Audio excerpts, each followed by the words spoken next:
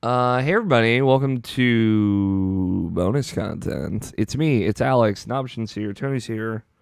Tony, I want to know what shenanigans were you going to get up to that you didn't end up getting up to? Yeah, you'll find out eventually. No, you're killing me. You can't tease this 2 weeks in a row. You're like, I might get into some shit this week, but I'll tell you about it next week. What were you planning on doing? Was it like a sex thing? You'll find out. Yes, you'll find out. Will I find out, or is this just gonna haunt me forever? Well, at least you will find out. Okay, excellent. That's scary, but I'll live with Yeah, yeah. It's a sex thing that only you and I can ever know about. it. As many of our sex things are. Yeah. Just like all the other ones. Yeah. Wait. Yeah. Wait. Strike that from the record. Do not draft your tweets. Did you get up to anything this week?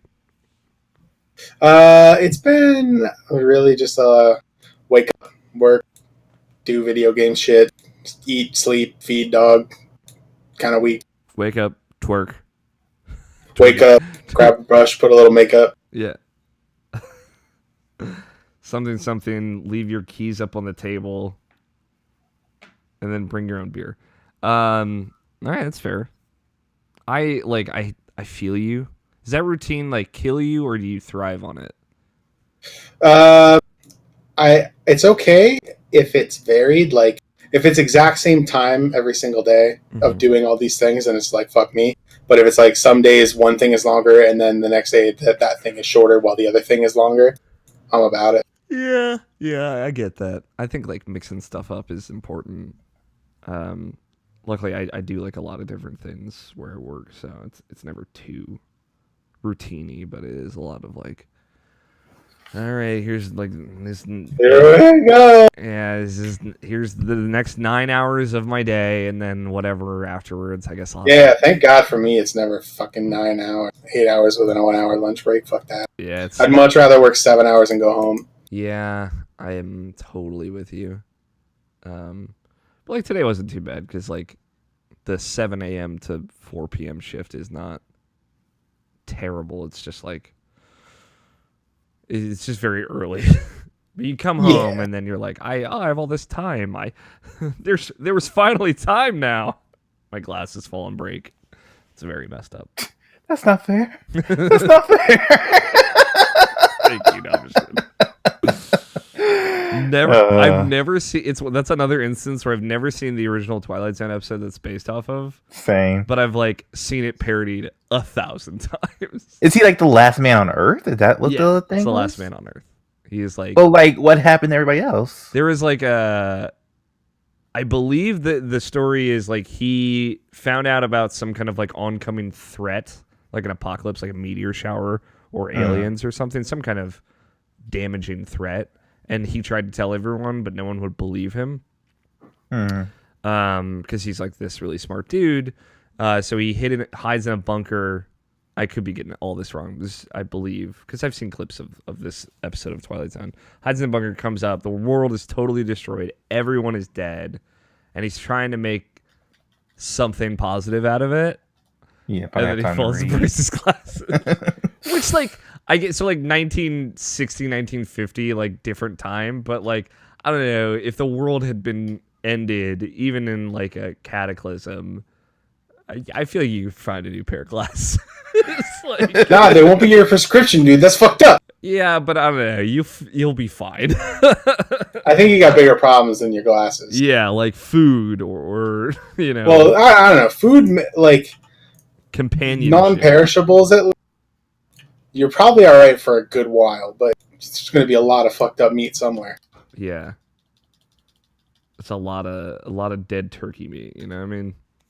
Well, like because eventually the electricity stops, right? And then soon after, all of the food in all of the supermarkets it goes back.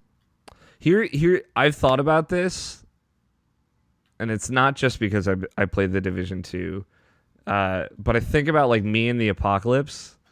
And I'm like the apocalypse and me. The apocalypse to me. Welcome to my TED Talk. The first thing I'm doing, if in a situation where I become like the last or one of few folk on Earth, is I'm using whatever fuel I got left. I'm driving up to the power plant. I'm figuring out how to work it. Like, I'm not dealing with no electricity. I will, whatever this power plant needs, I will get it. It will be my new son, and I will nurture it. But I would die like then right what away, you're for gonna sure. then like eventually like what are you gonna use? You're gonna lose like internet, so you will lose all that information and learning how to do things. Yeah. But here's the thing: I'm gonna drive from the PowerPoint to the internet place. The internet place, that was. Yeah. Damn, peer-to-peer. Fuck. Got us all. Amazon servers in Texas blew up. I think the real thing is like, what kind of apocalypse will it be? Because like, will it be just like the EMP thing where you don't have any electronics, or just like something like a virus that just kills people? Like, if everybody dies, that you'll still have internet. So it's like, I don't know. Yeah, I mean, like, let's be real. It's gonna be some kind of virus that kills everybody. I just went through the worst flu of my life, and it was like this real come to Jesus moment of like, man, the flu is getting stronger and I'm getting weaker.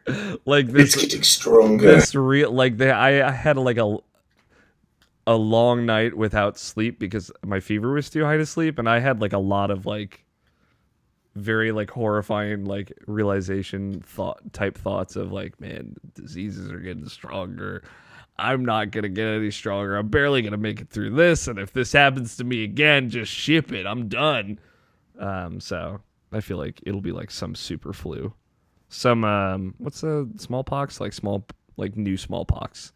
New pox. Big pox. Big pox. Thank you, Tony. Big pox is coming. It's just like big energy.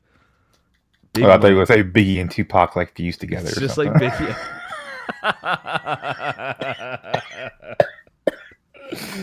Big Poc.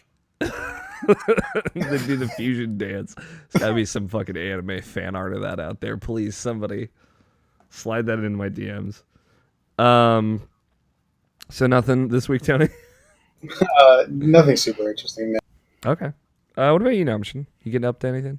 Absolutely nothing, dude. Just working. Mm-hmm. Like it's more just me like focusing on my work. Like I'm probably focusing too much on my work, but like which is totally a me thing. But like it's just me just doing that and pretty much nothing else. Mm-hmm. Which is fine because like I know where I want to be. I'm trying to aim for that. I'm trying to get there quickly, I guess you would say. Sure, yeah. And like the only way to do that is just like to focus on my job and do the best I can. That's like the best way and the fastest way for me to get to that point, which I'm fine with. It's just that I guess the me time aspect of it is like getting a lot shorter than like I would like. But like it's something that like I understand that I want. So it's just doing a little bit of sacrificial things so I can get to a better future type of thing. But other than that though, like it's literally just been work. Like I said to myself, I'm considering to maybe try to go to Evo just because my friend recently said like, oh, I'm gonna try to go for Evo. I'm like, oh, that's cool. And then it's like do I want to go to Evo? Because like that'd be just a fun thing to do. I'll have someone who I can stay there. So like it wouldn't be that expensive for me. And plus I can see people that I really admire, like Gerard, the completionist, and Maximilian too, who will be there. Yeah. So like that'd be super cool. I don't know. Maybe, hell, even Jason might even swing by there. He was at Evo like a few years ago, so he might come back there again. Who knows? You could make it happen. I could convince him. But like, yeah, I don't know. It's something I'm considering, especially since I'm not doing PAX this year, and like, I don't know if I'll have time to see anybody this year. Like I said, I'm trying to focus on my job, so it's just consideration. Yeah, I don't know. I think like Evo could be really cool. I worry like, I don't know what to my confusion is like, what do you do at Evo? Like, if you're not like one of the cool kids that gets invited into secret hotel room like fighting game mini tournaments, right? Like, I don't know what people do casually at Evo. I don't know if like they're just fans of watching fighting games, like actually setting up their own like little mini tournaments for other fans. Like, I don't know if that's a thing. I mean, it's like it's a little bit of just everything. It's basically like an anime convention, I guess you would say. There'll be panels and stuff like that, like announcements, or like you can like ask like creators who are there. Like I'm pretty sure there'll be like another Street Fighter panel of some sort to talk about the next season, which they haven't really talked about yet. They just had like Kage come out. And that's about it. I know Max has a panel every year, so like it's still like a regular convention. It's just more of like just a bunch of other stuff, and like I have at least two friends who like one who's like wants this to be his first VEVO ever, and my other friend Eddie who's like who's been like a competitive what is it called Virtual Fighter 5 player for like the last like pretty much since I've known him. Like he's been like super heavy on that scene, but like Virtual Fighter is not really the thing that people talk about anymore. Like probably like in the last like 10 years, but like he's super competitive in that, and like like Evo might be a place where they announce Virtual Fighter 6. Who knows? You want to be there for that type of thing. Maybe cool. Maybe even get a chance to ask questions and stuff like that. So like yeah, I guess like just keep in mind like I won't pretend I'm super ignorant of it. I just outside looking in, it just seems like Evo's like so performative, like such a tournament type thing. I didn't know anything else that happened there. So, you're fine. But yeah, I guess it has, in all fairness, it's gotten bigger too with time. Maybe they'll announce like 6 more Gokus for Dragon Ball Fighters too. Well, they just announced the GT one, which fucks up the canon. But I don't know. I don't know why I'm caring about canon in the fighting game, but whatever. There is no canon in Dragon Ball Fighters. This is true. If they were to bring one GT character, though, I feel like young Goku is not the best one to pull, right? No. If you're going to do young Goku, you should do Dragon Ball Goku, obviously. Yeah, and it's weird. Did you read like the description of it? Maybe. He's got like the power pole. Yeah. So it's like this seems more like young Goku, like OG Goku. But like he's got like a super Kamehameha, and he can go Super Saiyan 3 in some instances. Yeah. So it's like it seems weird. I guess like they're trying to maybe do a little bit of both, which makes sense. So there isn't like Dragon Ball Goku and then GT Goku. But yeah, I don't know. There are like some cool characters in Dragon Ball GT. Like I think like a Super Saiyan 4 character would be fun. I know, obviously, that's like that might actually fuck some with some weird canon. Like if there's like a Super Saiyan God and Super Saiyan 4 on the same screen at once. Yeah, that's like the middle school thing. It's like which one is stronger and stuff like that. Like my nephew asks me like every once in a while. It's like, who do you think will win, Goku or Saitama from One Punch Man? It's like they're two fucking different things. Yeah, like dude, you can't. You literally cannot compare them. Basically, God in both the universes that they're like that they correspond to, and it's like I don't know, man. Like, it's the same as like the Superman versus Goku thing. It's like in their own canon, they are built up to be this way. Like I don't know what would happen if you threw them at each other. But I feel like like Super 17 could be cool. I think he looks cool. I like Super 17's design. I know, maybe I'm in the minority with that. I'll own that. Or like the Black Star Dragon dude. The only good one is 4-star. Yeah, I mean like the one where they all. I know you mean like Omega. Yeah. Omega, yes, thank you. Yeah, but yeah, like the only Majin Oob. God no. Like probably the only good takeaway will probably be Pan, but like I don't know about that either. Yeah. Pan could be cool though. I feel like you can make a cool moveset with Pan. Like as much shit as she gives, like she really is like perspective wise, like the best thing about Dragon Ball GT. But Pan is cool. Like there's no. The only bummer part about GT is Pan never gets to go Super Saiyan. Yeah. And that's like a huge missed opportunity because she could have been the first female Super Saiyan in some kind of Dragon Ball video type thing. That would have been really cool. But they got there eventually. So Khalifa. yeah, My girl. I got Dragon Ball Super is almost like done, like the English dub, and as soon as it is, I think I'm gonna sit down and just watch it front to back. Cool. Oh, I guess another something I wanted to mention is like I got Hulu. you gotta get that Hulu for that One Punch Man. yeah, I did. I 100% do because it's exclusive. But it's been interesting looking at Hulu. Like I remember getting Hulu like around when it like first came out. Back when you had to pay and you still get ads. Yeah, So, dude. Oh. that was like some 10 odd years ago. But I remember Hulu used to be my source just to watch The Simpsons when I used to watch that like 10 years ago. Like, God, it's been so long since I watched The Simpsons. And like, you know, just like generally like it was basically my DVR because I never had DVR. It was like something I didn't have time to watch, and I just watched it then on Hulu. And that was like, there's not really anything on here anymore because I don't really watch TV anymore. But like, it has like every episode of Sailor Moon there. It blew my mind because I completely forgot they did that like years ago. They announced it like maybe like 5 years ago or something like that. It was They like right have all before this Crystal was coming out too. It was very exciting for a lot of people. Yeah, and I was like, shit, because I remember I wanted to get it then, but I just forgot about it. I just completely forgot about it. So that was a good thing to see. I watched like a couple episodes of that, which was a good nostalgia trip for that series.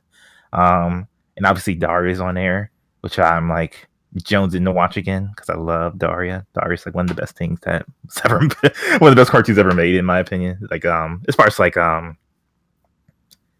teen aspect type of thing. Like it still holds up today about how good Daria is.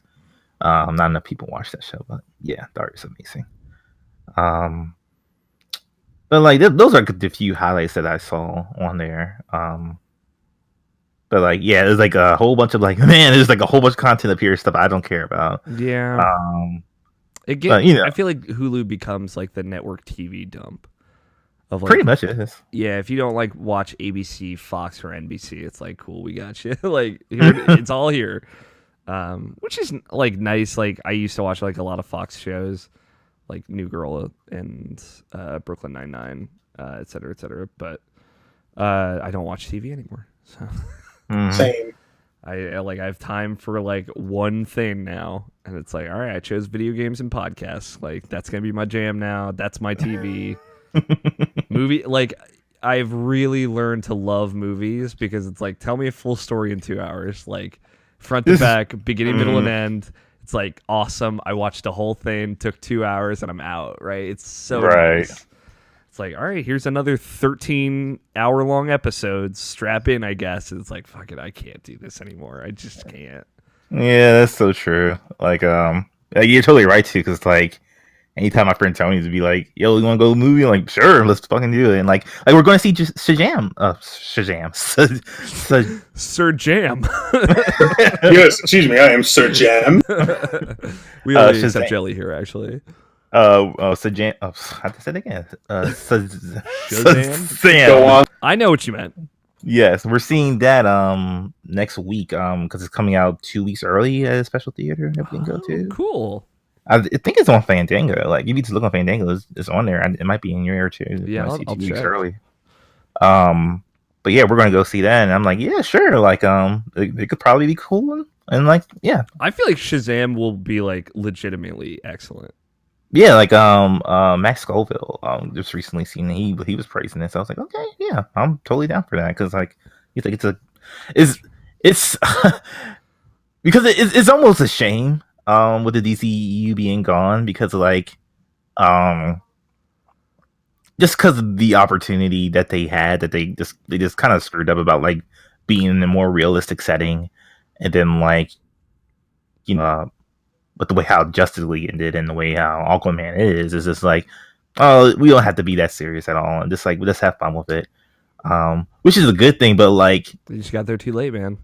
yeah, just tonally, it's just like all over the place. I think that's what suffered with Justice League for me, at least. It's just like you're trying to do these two tones at the same time, and like it just doesn't work. And like with Aquaman, where I know it was entirely that tone, and like, oh, I enjoyed this movie because of that. This is one of those things. Yeah, I'm totally with you. Shazam is playing early near me, but it's only on Saturday, which sucks. Yeah, I'm going that Saturday, but it's like 4 p.m. So. Oh yeah, there's a 4 showing. Yeah, I probably would. So I'll be watching that right before the show. Yeah, nice. That's cool. I'm excited to hear what you think. I'll go off of that. I was gonna ask, and I know you haven't seen it, Tony, but feel free to chime in here. Everybody that I like interface with, like my coworkers and whatnot, hated and actively dislikes Captain Marvel, and it super bums me out. Like, not just it was fine, whatever. Like, I really dislike or hate this movie, and it's like, man, I really like that movie. But it's like, I think it's a great movie, but I don't think it's like amazing or anything. So it's like, I feel weird defending it when it's not like I feel super crazy strong about it. Exactly. It's just such a bummer. I don't know what to do in situations like that, because it's at the point where I'm like, yeah, I really liked it, and people are like, what did you like about it? And I'm like, all right, I don't need to defend. Hey, it was a movie. Like, I don't need to defend myself to you. I was gonna say a second ago, like, I would take like 10 Alita Battle Angels over like your hot Netflix show, just because it's like, man, I just don't have time just to finish that thought from before. But yeah, I don't know. It's just a bummer. It's exhausting, to like something. I feel like that's such a horrible position to be in. It's like, what are they expecting you to say? They're like, what did you like about it? You're like, I don't know, the popcorn was... The popcorn was great, yeah. I had pretzel bites. Me and my roommate laughed at this one joke. It was cool. It was a pretty sick joke. Yeah. I don't know. It's just like, it's a shitty position to be put in, I think. But the Skrulls were great. Fuck the haters.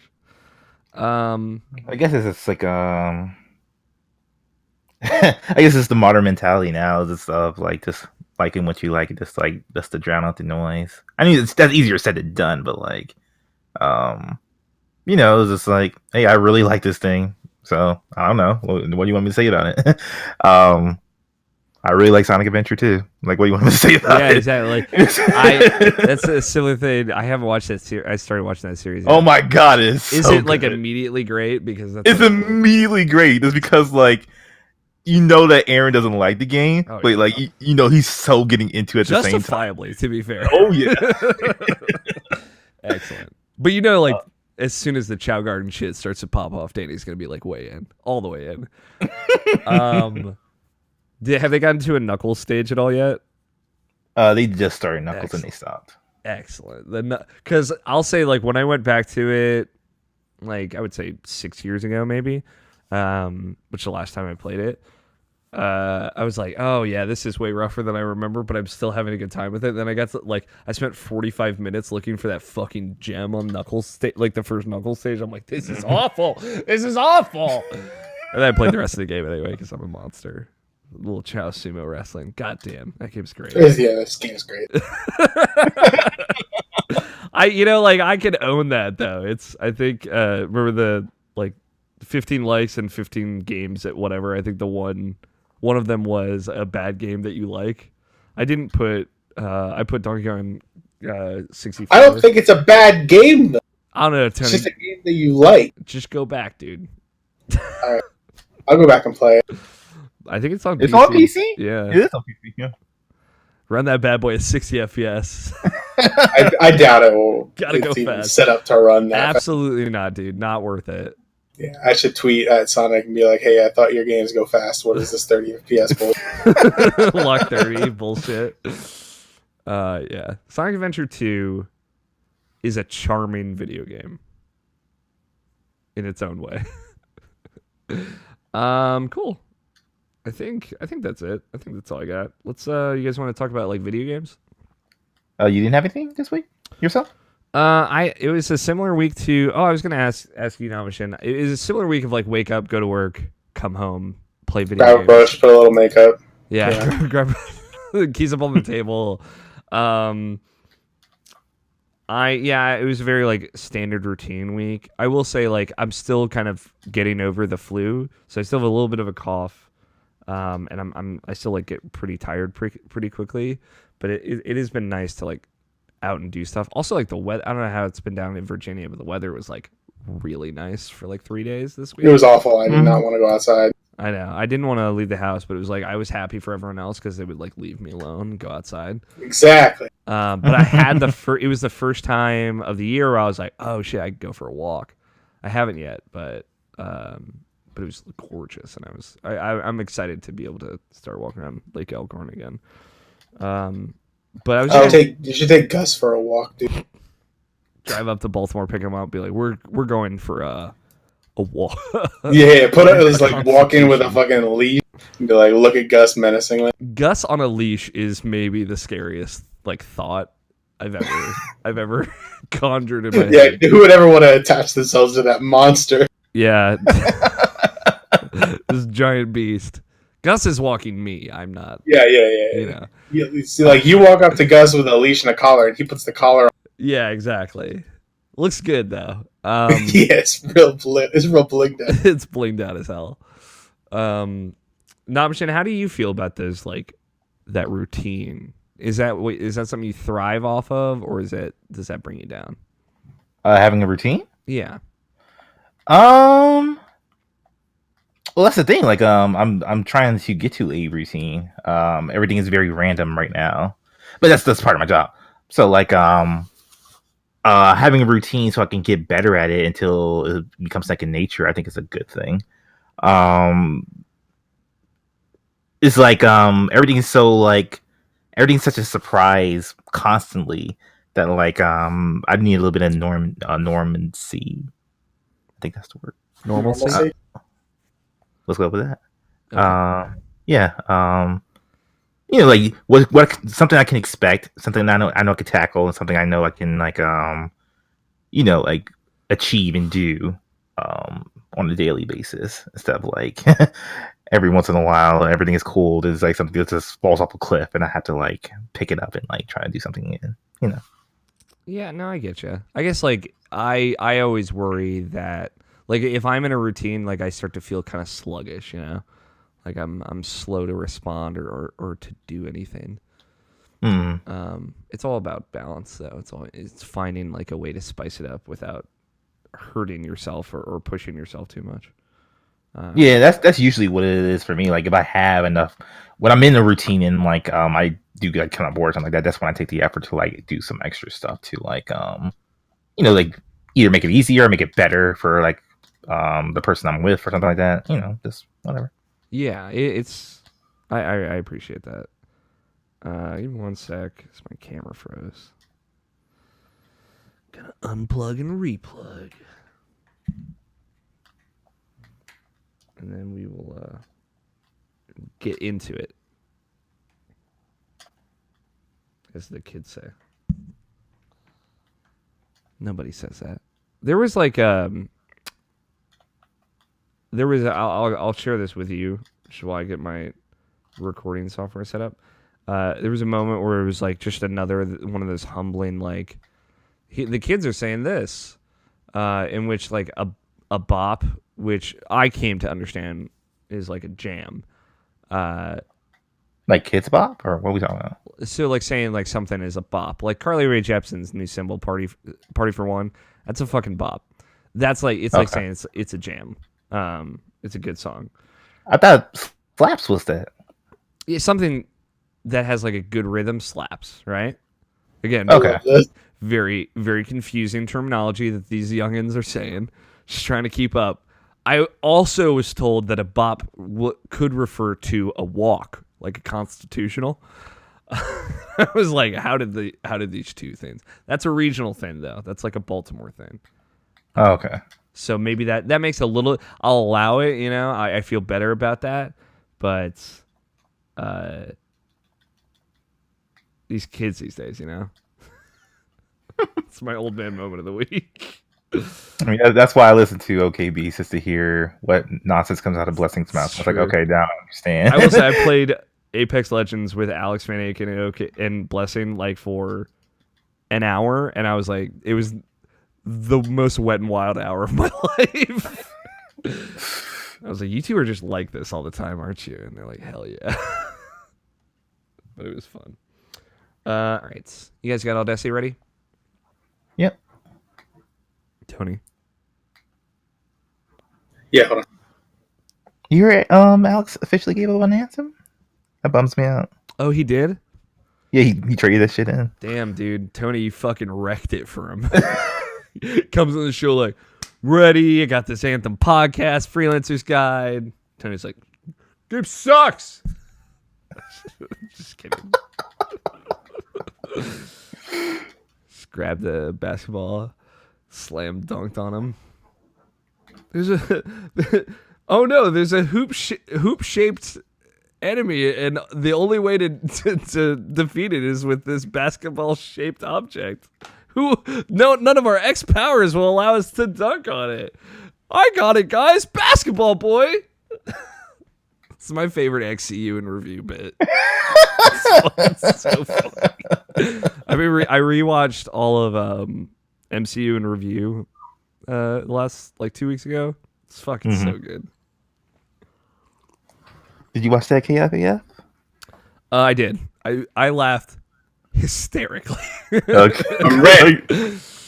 All right. On 1, 5, 4, 3, 2, 1. Yeah, dude. Oh my god. I'm mostly there just for the photo shop contest for every week, but there's a certain bits that just get me so hard, and that prank was so good. I'm there for the bit of the week, the pre-recorded thing of the week, which they're so good. I enjoy them so much. Yeah, the chicken nugget one was great. The the Diet Coke joke is the funniest thing to me, and I just can't get over it.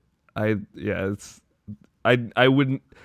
A year ago, I would have never thought a show like this could come out of Kind of Funny, but it is just delightful in every facet. I love that. Yeah, that Oreo oration is just it's like a cold open, no setup. It just goes right there. They're legitimately filming Oreo oration, which isn't out yet. So I'm searching where can I see that? Because I need it, right? Just in general, and it's just all for this fucking dumb Nutter Butter bit. Greg sucks. Streamies. Look at the package here. They've never done this before. It looks like an Oreo here, and when you take it out, it looks more like a Nutter Butter situation. It's almost like it's a Nutter Butter. How did you get them in the package? That was my first thought. Just this face. Oh my god. Oh yeah, it's great. Shout out to also Brandon Jones, who responded to a tweet I sent to him a full day ago just now, which was in the Division 2 there's a great there's the opening, which is pretty much the first one. I liked it, but it's whatever. And then they do this this weird music video panning shot over DC, and it's cut to the score, which is very good, the theme of the game, and it's showing all the names of all the different Ubisoft studios that worked on it. It's very good. I really liked it, and he gave a very well thought response. So shout out to Brandon Jones. One time. Let's get started. I'll text Scott real quick. Just let him know we're getting started. I wonder if he fell asleep.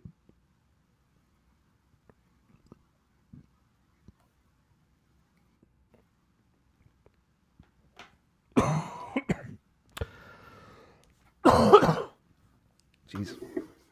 Do you have those I'm curious at how you are when after the sickness is gone? Do you feel like you're invincible at that moment, or do you always feel like you're on the verge of death? Usually, lack of a better term. I mean, yeah, it's just always on the verge. It's the story of my life. Yeah, I would say I'm a bad example to go off of, because of chronic fatigue syndrome is so like when I get sick, I get more sick than a normal person would, you know. Sure. Normally, like, geez, I'm sorry, it's caught in my throat. I would say normally I do feel like a lot better, like that day after, like that morning wake up, and you're like, oh, I can breathe. You're like breathe through your nose, like clean in and out for the first time in like a month. It feels like I'll have that moment. This time with this flu in particular, it was a lot worse. Of like, there were 2 full days afterwards where I just like felt exhausted. I didn't necessarily feel sick, but like it had worn me out inside and out, and I had to take like a full couple extra days to recover. Right. And to be fair, like the flu is pretty intense just in general, so maybe that is more in edge case. But like if I were to get bronchitis or like strep throat, it's like terrible for like a day or two, and then like the next day I'm like, oh, I feel so much better. Not invincible. Okay. I never have ever felt invincible, Nawashin, but better. All right.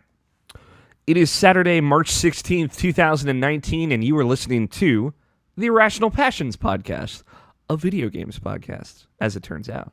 I'm Alex O'Neill, your host this evening, and joining me this week we have Tony Horvath. Hello. And Brian Nabashin Jackson. Jackpot. It was very difficult for me not to say Scott's name, weirdly enough. I almost called you Scott, Tony. That wouldn't be the first time. It's true, it wouldn't. Scott is not here. I don't know where he is. He might fall asleep.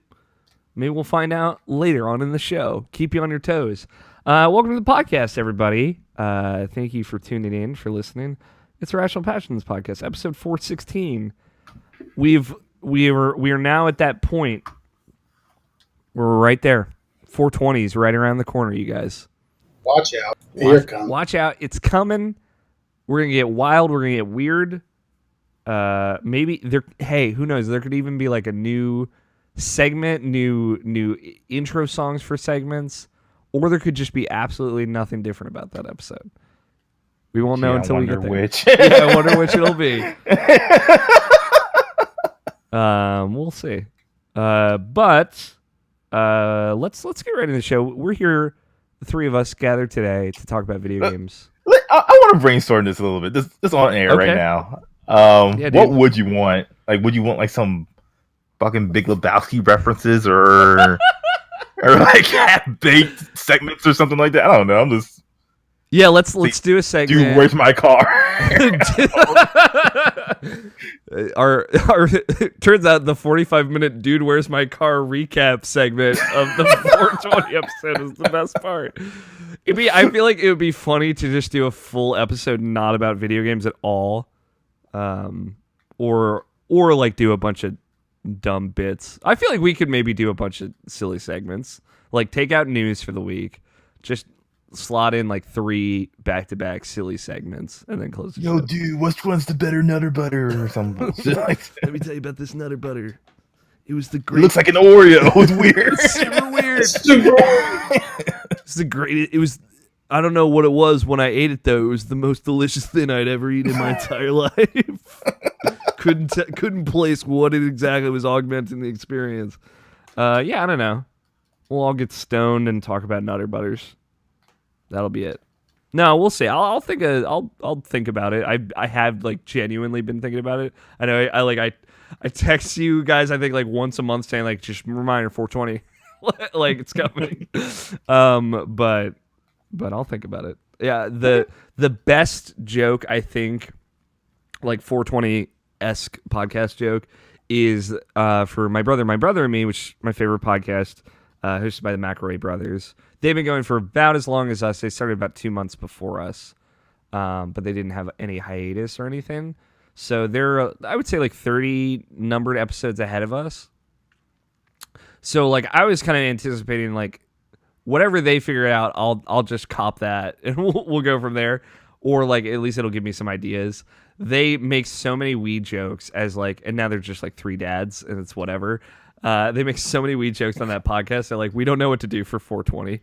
So they came up. The best solution that they could come up with is we're just gonna skip 420, and the next week we're going to record like 419 to 421, and then they're like, "What? We'll figure something out later, and we'll just slot it into the feed after the fact." And I love that. So there's still never been an episode 420 of My Brother, and Me. And I love it. Seems like a pretty decent solution. Yeah, I love it. It's such a fun. Just like the next week, episode 421. We're not going to talk about it. We are here to talk about video games, though. That is something I would like to talk about. Before we get into that, Irrational Passions podcast, this show that you're listening to, that I hope you are enjoying so far, is a product of irrationalpassions.com, which is a website, which is cool, a cool video games website. A couple of things went up there this week when we're working on a couple of things. I do want to give a special shout out to Mike Burgess's One Piece World Seeker video review, which went up. It ended up doing like super well. It's got like almost 4,000 views on YouTube. So thank you everybody that. No shit. Yeah, Really? Which it's like it happens or it doesn't. Like. But it was cool. Like Mike worked really hard to get that up like right for embargo and have like a video and a script and everything written and produced and edited for embargoes. So shout out to Mike for that.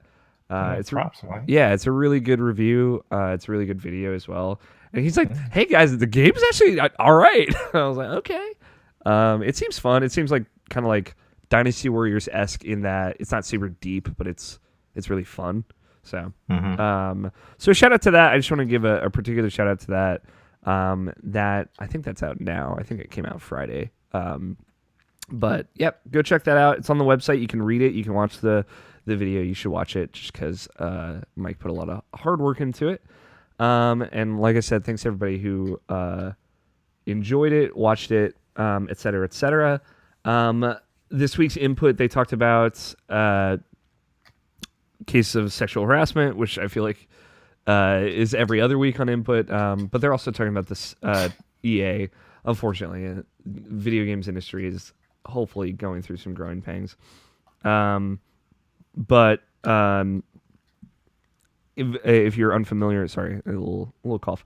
If you're unfamiliar with Input, it's like a news and culture show hosted by Logan, George, and Jarrett, who are the three other senior staff members of the editorial team. And they're doing a better job, I would say, of like having other members of the staff on that show too. So check it out. It is a well thought out, well produced podcast. Those are the only real things going up on the site. We're or at least this past week, we're all going to be at PAX, all the editorial team. So if you would like to see me, or more importantly, any of the other writers that work very hard on the website, and you will be in Boston in just a couple of weeks, come say hi. We'd really, really appreciate it. It's going to be the first time all 8 writers have been together. So I'm pretty excited about it. That's really it. Stay tuned for those good PAX content. We're working on a lot of stuff that I'm really, really excited about. I don't want to necessarily give too much away here because a lot of it is going to take a lot of work, and I don't know how well it's going to come together or when it will come together specifically. But just want to throw out that we are working on some cool video game stuff. We are in like full pre-PAX mode, so after that, hopefully we'll be able to get crunching and munching on some video game hashtag content to use some of this hot kid lingo that we were talking about in bonus content. And also, yeah, one more thing. There is a little pre non-gaming talk show within this show, a show within a show, if I may, called Bonus Content that you can watch in the video version of these episodes on youtube.com/Irrational Passions. And I try and bring at least something to talk about every bonus content. We talk through things and have a good conversation. We talked about Evo. We talked about Tony's level of shenanigans today. Work routines. We had some good conversations. So check that out. If you've never ever if you just listened to the audio version of the podcast, and you've never watched the video version, there's a little like extra stuff for you there. So go check it out. That's it. That's all the housekeeping. Let's talk about video games. I want to talk about the Division 2 with you guys, if that's okay. It's all right. It's all right. Tony, is there any interest for you in the Division 2? Very little. Okay, that's fair. I know you're just kind of coming off of Anthem, and did you ever play the first one? I played like the betas for it, but I never played like the full release because I was super impressed by the beta, and seems like the release kind of lived up to that. Yeah. So we'll see what happens with the second one, but I'm going to keep it on kind of like a 20-foot pole, and if it ends up being super good, we'll see. I may be convinced, but most likely I'm just going to give this one a pass. Yeah, just based on it doesn't really seem to be the kind of game that I'm super into.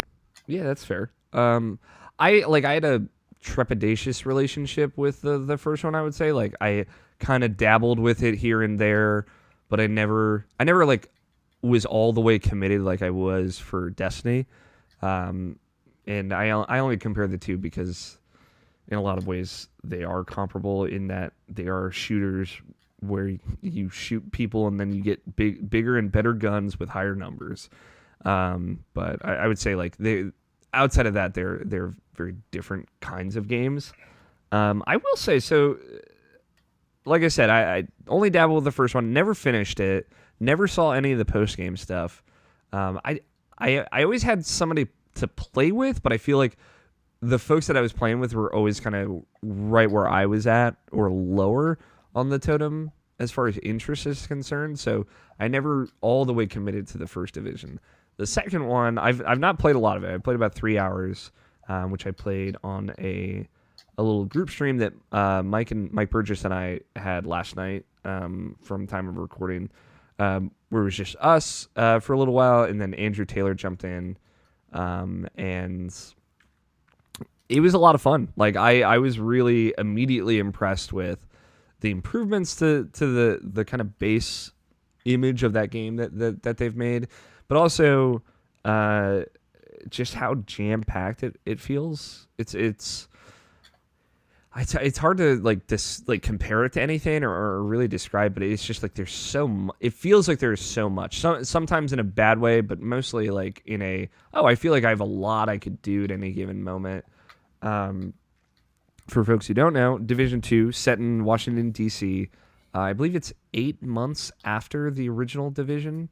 So it is like summertime, where the Division 1 is like November or December.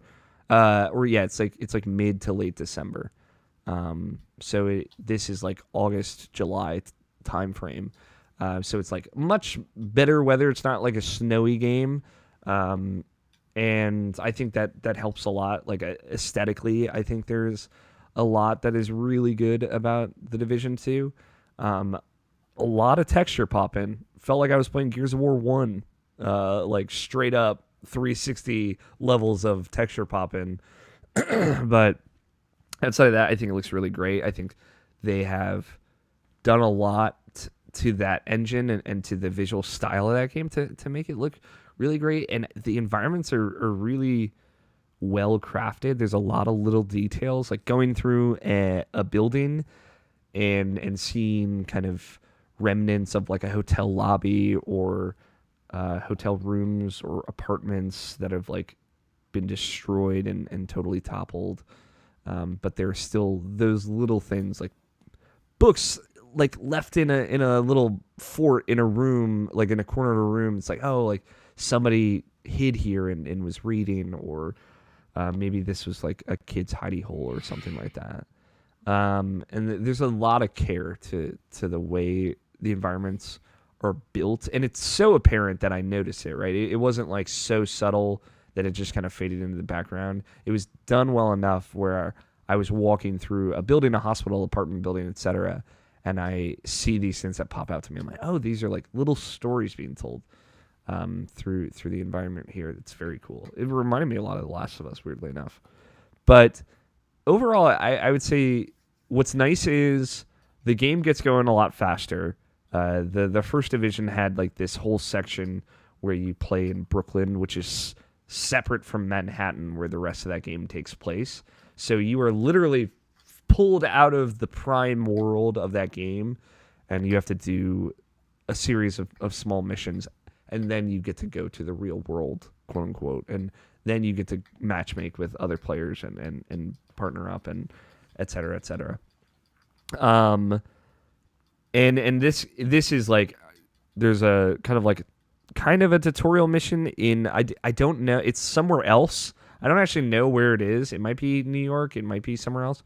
And then it's like, all right, now you've walked to DC. Like, it shows you walking up this hill and then seeing the city. It's like, all right, I guess. From New York? I don't know. It's the game starts, and maybe it says where it is. I don't know. And it's a very short, like, you're with some named NPC character that I couldn't fucking remember for the life of me. And you're shooting guys, and then you go up to a dock, and they show like boats signaling something, and there's an EMP blast, and then I have the intro. Maybe I was only half paying attention. I'm not sure, but I was trying, and it didn't make any fucking sense. Like, you don't have a character that carries over from the first game to this one. No, you're just a totally different person. Oh, wow. I'm surprised there wasn't an uproar about that. Yeah, there was zero pushback as far as I know. But I was thinking about it. It's like, man, like, what would you do? Like, I guess you could import your appearance from, like, your previous character, kind of like Destiny 2 did. But I don't know. Like, would that make that much of a difference? It seems like you are starting somewhere that I don't think is New York. You are starting like from some other cell of the division, and you get the signal, like a distress signal from DC on your little division watch that I guess all these secret sleeper cell agents had. And then the lady that you're with, she's like, you gotta go. Somebody's got to go, and somebody's got to stay behind. I'll stay behind, you go. I'm like, all right, whatever, lady. And then you just go to DC. So I swear I was trying. The later parts of the game, I was not paying attention, I'll be honest. But the intro, I played by myself, and I was trying to figure out what was going on. I couldn't tell you. But yeah, when that game starts, it is just like, it goes right into a character creator. And it goes from there. Character creator is not in the reflection of a car window, which is a little bit of a bummer, which is what the first game did. It's cool because, like, you're in like a small room and it looks like a total like whatever room. And then when you hit start on your character and it's like, all right, play, like, they turn around and they go and they open the door and they go out into the world and it just starts. I'm like, oh, I like that kind of stuff. Like the start screen that transitions directly into the game. I think that stuff is always really cool. Like, God of War did that really well last year. Does Devil May Cry 5 have that? Have what? I'm sorry. Like, where it's like a start screen, you hit start, and it like the screen. Oh, transitions right into the game. Right into the game. No. I feel like they could do it like super stylishly. Not yet.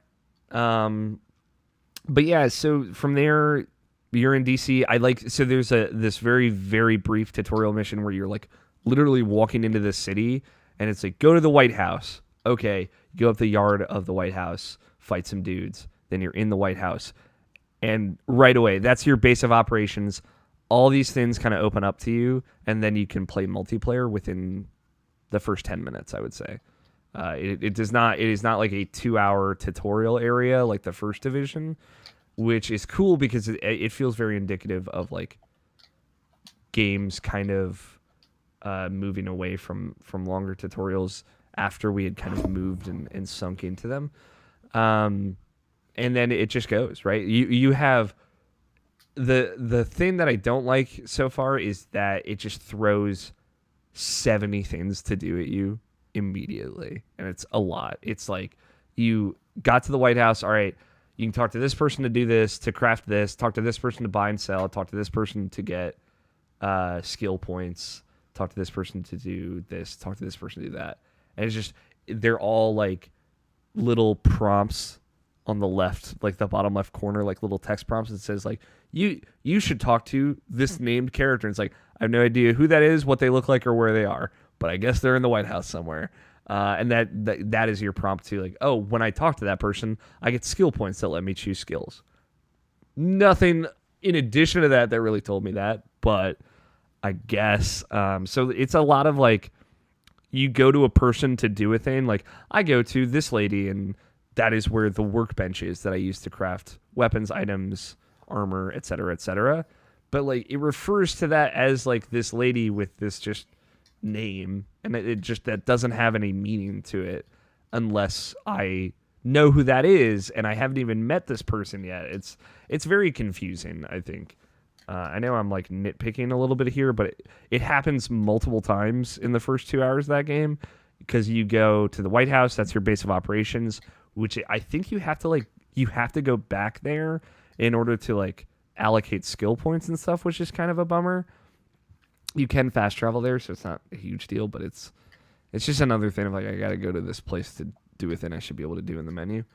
And then there's a settlement. Working. Yeah, right. There's a settlement where, which is like a little bit to the east of the White House, and that's where like, oh, cool, there are people here. It's like a rooftop settlement, so you have to kind of go through like different doors and like a checkpoint to get in. So environmentally, it's really well made, but it is again another thing of like, all right, I gotta talk to people here in order to turn in missions, or there are certain projects that you can only do in that settlement, or that you can start in other settlements or in your base of operations, but you can only turn in there. There's more characters with names, don't know where they are, don't know what they look like. There, it's just like that same thing where it's just like talk to this person, this person, this person, this person. For what, why, who are they, where are they? There's no indicators on the map. There's no mini map for the settlement that says like the nice thing I like about Destiny, especially 2, is that like you see where all the vendors are always. Like you pull up the map, it's like, all right, Zavala is there. He's the guy I talked to turn in these tokens to get these rewards. Got it. This is way more like these people are in this settlement. You kind of have to figure out where they are once you get there, though, and there's no real guiding. It seems like I would bet that people who had played a lot of maybe the first division would get it better than I could, but I don't fucking get it. I know these are all like complaints, but otherwise, like I think the shooting feels better. Kind of like what I had noticed the first time they actually showed the game last year was enemies are a lot less bullet spongy, which I really appreciate because the Division 1, like right from the get go, it's like, all right, I'm gonna unload a lot into this guy, and they go a pretty lengthy way to kind of contextualize if that were the case in an enemy. They make it work. This guy has like a big piece of body armor on it. When I shoot at him, it doesn't move his health bar or his armor on his health bar. It shows like a little symbol showing like, hey, you are hitting armor, so they are not taking damage. And then it'll show a symbol when that armor breaks, and then they'll start taking damage. But on top of that, like that guy with this big piece of body armor, the body armor will then break off, and then you can hurt him on that part of his body that you broke the armor on because you shot it enough. It's like, okay, these are really good visual cues. None of that was in the first game, which I really appreciate. How did you headshots in the Division again? They're just critical hits. Stuff like that? Okay. So like they'll pop like a bright red number. In instances like a couple of the first bosses are like really heavily armored folks. If you shoot at their head enough, their helmet will break off, but their body armor will still be there. So you can have your whole squad like focus. All right, hey, we're all going to focus on his head just because it's going to take him down faster once we break the armor. So you break the armor and then take his head down, and you can then defeat the enemy without having to like break every single little bit of his armor, which is really cool. And again, you can see that on the character where before it was just kind of like a bar above their health bar that was a little nondescript. So now they've contextualized it really well, and it feels good. Like you see, you don't know how much health the armor has. That's the only thing that's a little confusing. But when you're shooting, it shows the armor symbol is like taking damage, and then a little thing pops that shows, oh, it's broken, and then he will physically change in appearance. He or she will, and it's like, okay, cool. So that stuff is really good. The shooting overall, I think, feels a little bit better. The menu, I feel is pretty much the same. It might be a little bit better, might be a little bit worse. It's weird because you get like a loot box every time you level up, which is That's weird. It is weird. And you open it and you get like a gun or a piece of armor or whatever. I don't think there's any way to buy those. I'm sure there probably is, but it's just weird. But it's cool because you're guaranteed every time you level up to get a little bit of loot. So if you're not getting a lot of good drops, you will at least get something every time you level up. And they're like, you get to them in your pause menu, in your inventory menu, like they'll just populate there. It's odd. It was not something I expected. The other big thing I really like is the skills. Every time you level up, you get a skill point.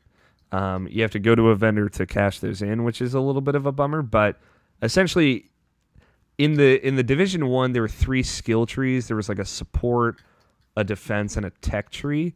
And like the first one of each was kind of what you'd expect. Like the support was, okay, you get a little gun that shoots like a little healing burst.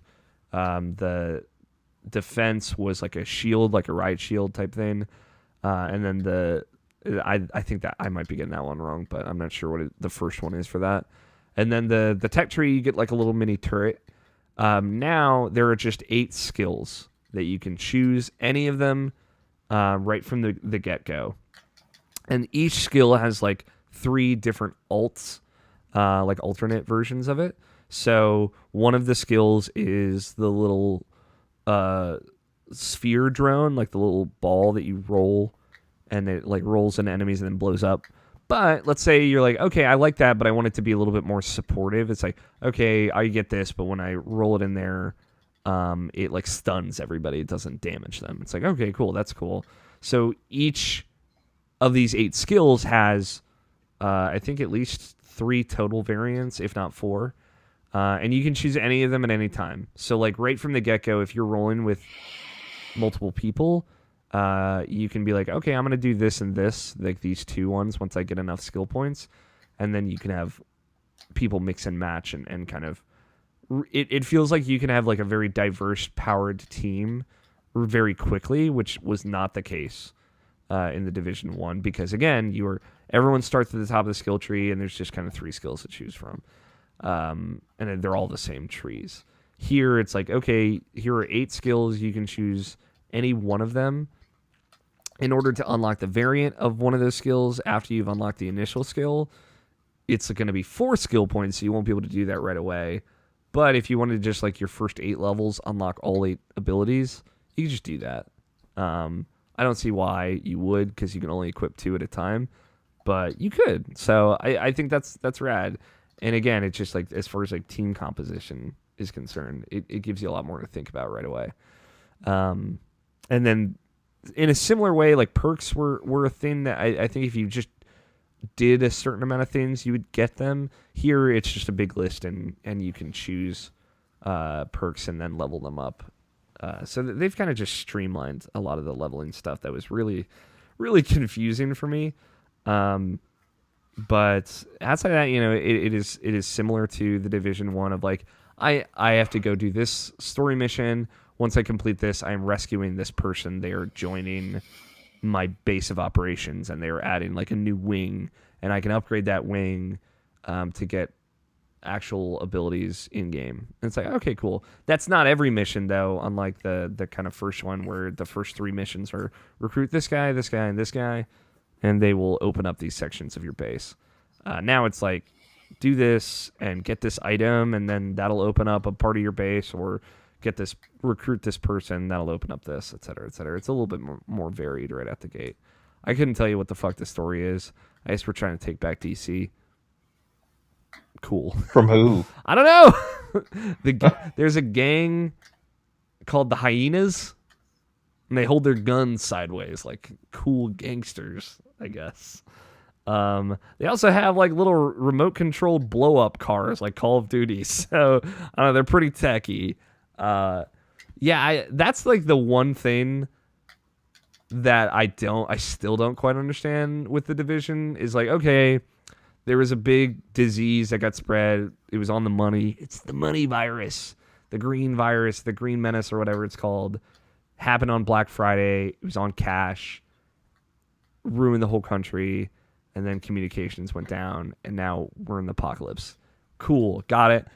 But like, why 8 months in? Like, why are there gangs still? Like, why are we fighting? What is going on? Like, what is the current situation? No one's really answered that question. Like, it's been a while. The division has been trying to kind of get the country back together. I guess there's like an acting president of some kind, maybe, in the White House that is like leading the division. I don't know who that is. I couldn't say. The guy that is like running the White House division, his name is Manny, I believe. That's about as much as I got. Yeah, sure, whatever. Manny Ortiz or something, I think. But yeah, I don't know. I have no idea what the real narrative of that game is. But it is like a take back DC kind of like, hey, like, you know, there's more food here, or like this place looks a little bit better here, or we have a surplus of stuff and we're able to give this out to people, and we never had that before. It's like, cool, I guess I just showed up and fixed everything. But I don't know, it's cool, it feels good. The battle scenarios were like tough and interesting enough in a way that I'm like, I really want to play more, and that it is not an easy game by any means, which is cool because that's how I felt about the first one. So rolling with 3 people through battles, it's like, man, you gotta stay on your toes because you will get fucking marked and taken out if you're not careful. And I think that's rad. Like, I think they did a really good job of making it feel like a co-op shooter, but one that you could play alone if you wanted to. It'd be a lot harder. But 2, one that doesn't necessarily feel like everyone is filling a role. Everyone can kind of fill the role that they want to.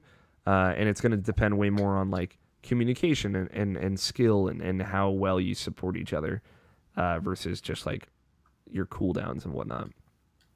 I will say I picked the healing pod thing as my first skill. Cooldown on that is like 4 minutes, and it's pretty fucking brutal.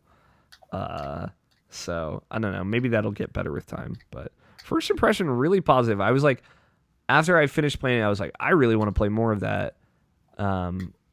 Versus like Anthem, for example, where I was like, okay. Which, to be fair, I do want to play more of Anthem. It was just like, there was no immediate pull back into it. This, I was like, man, I can't wait to play this on Sunday. Like, have you not gone back to Anthem? No. Not one, I haven't even booted the application once. Just want to remind everyone that I spent $60 United States on Anthem. And how do you feel? I don't feel great about it, to be honest. But I'm, it's another one of those things where I'm hopeful that Anthem will turn around. So, as a games of service, does Division feel like the poster child of what you should do?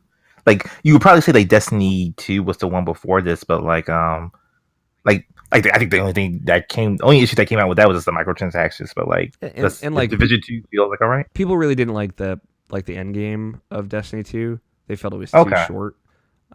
Which like that wasn't an issue for me. Tony, I feel like it wasn't necessarily an issue for you either.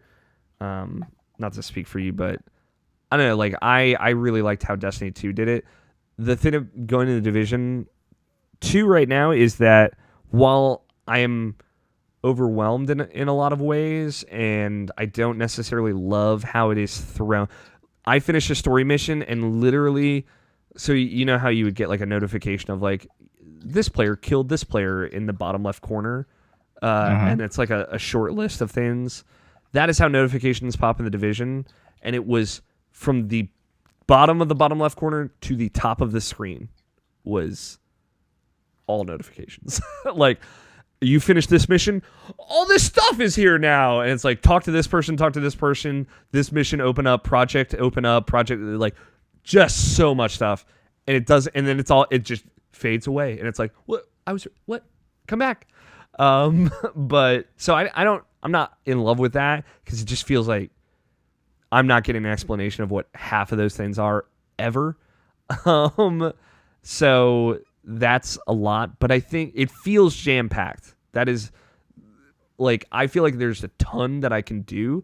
And on the map, like you can zoom out and you see all like the dark zone areas, which I haven't even gotten the dark zone yet, which I'm excited to see what that looks and feels like in this game. And then there are strongholds on the map. Which real quick, is there a day-night cycle? Yeah, time just progresses.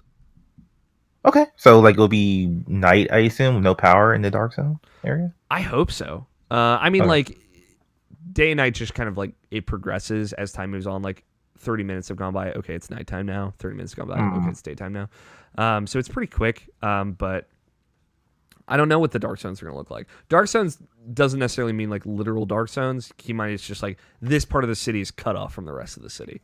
Oh, okay. Like usually like there's a wall or an obstruction or it was like a quarantine zone beforehand where the virus was really bad. And now that the virus has kind of died down, it is just like no man's land. But there's a lot of stuff there, you know, a lot of that good loot. So yeah, I'm not sure, but it feels jam-packed. It feels like there's a ton to do. If you look at the map, like map's huge, but not too big. And there's like this big, like, I guess like a museum, I think it was. And it's called a stronghold on the map. And it's like, hey, level 30, like 6 players recommended type thing, like a raid type thing. Like I can see that on the map. Cool. I'm leveling up. I'm going to get to max. And then I will be able to do something like this. Like I can already see stuff to do after I've hit level cap, which is cool. And obviously a big part of the announcement of the Division 2 was like, hey, we are trying to make this game full of stuff to do and then tons of stuff to do after you finish it. And that is like, we're doing a bunch of expansions. Many of them, if not all of them, will be free type thing. So it's they had like really, really good messaging for things like that right at the gate. So as far as like a games as service like loot shooter, this does feel very much like a poster child of it. Okay. And it like not in a bad way, right? I think that can have a negative connotation to it as well, of like sure, by the books, by the numbers type, like, hey, you said you want more guns, here's 1,000 more guns, right? Like it doesn't necessarily feel like that. It feels like they learned a lot from the Division 1 and they have a better like ramp up system in addition to like totally reworked base mechanics like the skills and the perks and the way leveling works and the way when you level up via this loot box you're guaranteed to get like some new guns and some new armor pretty frequently because like loot drops aren't necessarily super common. It feels very good. And like a lot of my misgivings about the first one, like that I was just kind of lost interest very quickly. I'm already way more interested in 2 than I ever was in 1. Even like at the peak of like what this game could be in my imagination, 2 actually seems like it's already better than that, which is cool. And it, you know, seeing how like so many people loved the first game, or so I hear, because I don't actually know anyone that played like endgame Division 1 content. But you know, I've heard anecdotal stories of them really supporting the end game of that very well. Similar to like Destiny 1 of like, hey, they supported Destiny 1 really well and they continue to support Destiny 2 very well. So like I have confidence that Ubisoft of all people will surely knock it out of the park as far as like supporting this game into the future. That's cool. It's a good feeling. You know, EA and Anthem was and still is a little bit of a lesser known quantity just because, you know, they have like a 2-year cycle on Battlefield and Battlefront, but those games have a tendency to kind of disappear off of the main conversation. You know, they just announced like the Battle Royale stuff for Battlefield 5 and it looks cool and it's got a cool idea, but it's another one of those things like, it's 64 players and you know, I'm not seeing a lot here that I'm not necessarily getting somewhere else, you know. Right. But it seems like well thought. It seems polished like that. I'm not entirely trying to put on that. But there wasn't, because like as far as like, you know, like Anthem was pretty much in front of my face as far as like the problems with that game, but like I haven't really heard anything so much as far as like the launch of this. Like probably just like other than connection issues. Like, is there any like issues with the game so far right now? It's been a little bit buggy, I'll say. Not like crippling.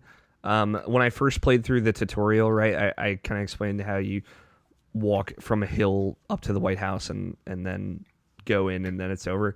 First time I played it, it bugged out and I couldn't finish. I couldn't complete it because you get to like the lawn of the White House and you have to defeat all the enemies, and all the enemies were defeated, but it didn't progress. It got like caught in some kind of error, and I had to log out, log back in, and then it was fine.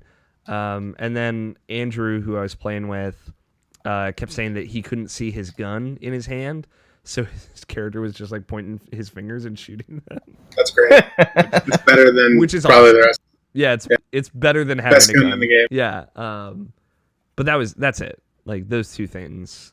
If if it was right out the gate, I couldn't finish the tutorial and the game was broken for me, I'd be a little bit more upset. But it was one of those things of like, okay, log out, log back in, and it's fine. Which is essentially just reloading a checkpoint. So it seems a little buggy, but and like I said, texture popping, who daddy, it's bad. I'm playing on PlayStation 4 Pro to be specific, so I can't necessarily speak to how that is on Xbox or Xbox One X. I'd love to see if there's a difference in like, because I know the X has like a lot more memory, so I might be able to stream out the textures a lot easier. But I don't know. It's bad. It's not a great. It is very much like 360 era Gears of War 1, Unreal Engine 3 type, like Mass Effect 1, Gears of War 1 levels of like. I saw like a fire escape and it looked like a solid black line, and then popped in like the little bars instead of like a black line. It's like, okay, it freaked me out for a second. But that is minor in the grand scheme of things. The game runs really like the frame rate's great, and which I was worried about because the first one was a little iffy. And it looks sharp. Still the Snowdrop engine? Yeah, it is. Which I guess like the Division's the only engine that's used that. South Park used it as well. Really? Okay, that's interesting. But yeah, it popped that up in that opening credits. So, but yeah, that's the Division 2. So far, so good. I've had a very good time with it, and I'm excited to play more. I'm more in, and I'm ready to commit to this more than I ever was the first one. So that's cool. Other things I played this week, not a lot. I've been in a weird mood as far as like I don't really know what to play. I'm kind of like waiting for Sekiro at this point. Like every day I go to sleep and the last thing I think about is Sekiro, and every day when I wake up the first thing I think about is Sekiro. Like I'm very, very excited. Although I was told not to watch the launch trailer because apparently it's like quote unquote spoilery. But I don't know. Seems like a bad place for a launch trailer to be. Yeah, but I feel like that's just like all trailers ever now. Yeah. Got to show your big hype moment. Yeah. Or some really cool boss that would have been cooler to see, in the game. Or Mewtwo. Yeah, or Mewtwo. Although, like, that whatever. I was not surprised. No, son, no, they shouldn't have done that. They had a perfect opportunity because like the poster had like a little inkling that he might be in the game in the movie, and it's like, oh my god, really? And it's like, oh, you just flat show it. Like, okay. I was just not surprised, I guess so. You're not surprised, sure, but like still. Yeah, I get you. I do get you. Or like, there's a similar thing that I actually didn't notice in the Endgame trailer. Have you watched the Endgame trailer, Namshin? Yeah, because I've been told like they weren't as spoilery, which I appreciated. Yeah, they're very well done. Apparently, it's all first 20 minutes of that movie, which is great because there's another 2 hours and 40 minutes of that movie. Then, tell you what, it's gonna be real hard to find a spot to go and pee during that movie because Shaboy's not making 3 hours into that through that movie. Like, but yeah, there's like a shot in that trailer that I again didn't notice. Like, oh, a character is there with them. I was like, oh, okay. I missed that. I kind of wish I didn't know that. I could have watched the trailer and just have been dumb and not gotten spoiled, Like, right. But it is one of those things of like, okay, it's really not that big a deal, for me at least. But some things I've been playing. I've been replaying The Messenger on Switch. I booked my appointment to see the DLC at PAX East. So I was thinking about it. I was like, oh, fuck, I'll boot up The Messenger again. I'm at. What's the DLC gonna be? A level? Maybe? It's a new level. I don't know if it's more than that. Let me look at what it's called because it's got a fun like tropical name, but it's like beach themed. Okay. I do remember this actually. Yeah, okay. I think it was in a direct. And I don't know how. Was that the showcase? Uh, I think that's maybe where I saw it. Maybe not. Ooh, actually, it might have been the Kind of Funny Games showcase. That is a good pull option. Picnic Panic is what it is called. Right. It is totally free. It is coming this summer, just in time for the nice weather. And it looks super fun. And I love The Messenger. I love the folks that make that game. And I'm just excited to see it and talk to them about it. But yeah, I don't know how extensive the DLC is. I don't know how much it is, if it's just like one new stage. It's a little bit of a bummer, just because I want to play more of that game. But yeah, I'm excited. So I was thinking about it. I just started replaying it. I'm at basically the end of like the last level, the underworld, which is the end of the kind of straight path of that game, and then it opens up after that. And that game's just excellent. Mechanically, it just feels so good. It is, it's tough for me because I played that and Hollow Knight in the same year. It's like, man, both these games are just top tier as far as like game feel are concerned. But yeah, just replaying that. It's so great. I forgot how good the shopkeeper is in that game, and every time like I get into a good dialogue between him and the messenger, it's like, oh fuck, this is so good. I also front to back replayed all of Alundra, which I don't know what's wrong with me. I did this I think 2 years ago, going off of my something like that, my PlayStation. I talked about it on the show then.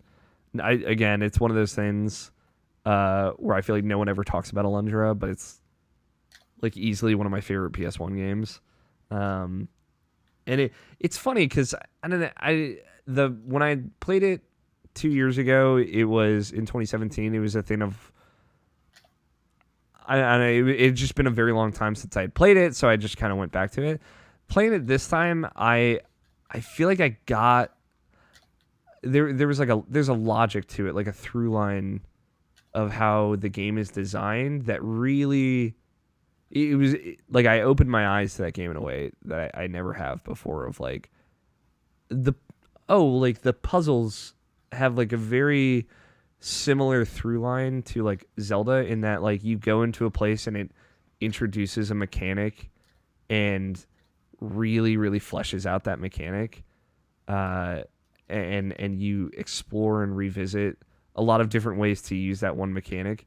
There's like a volcano level very late in the game, and it's the only level that requires the ice rod, so it's all kind of built around this ice wand that you use.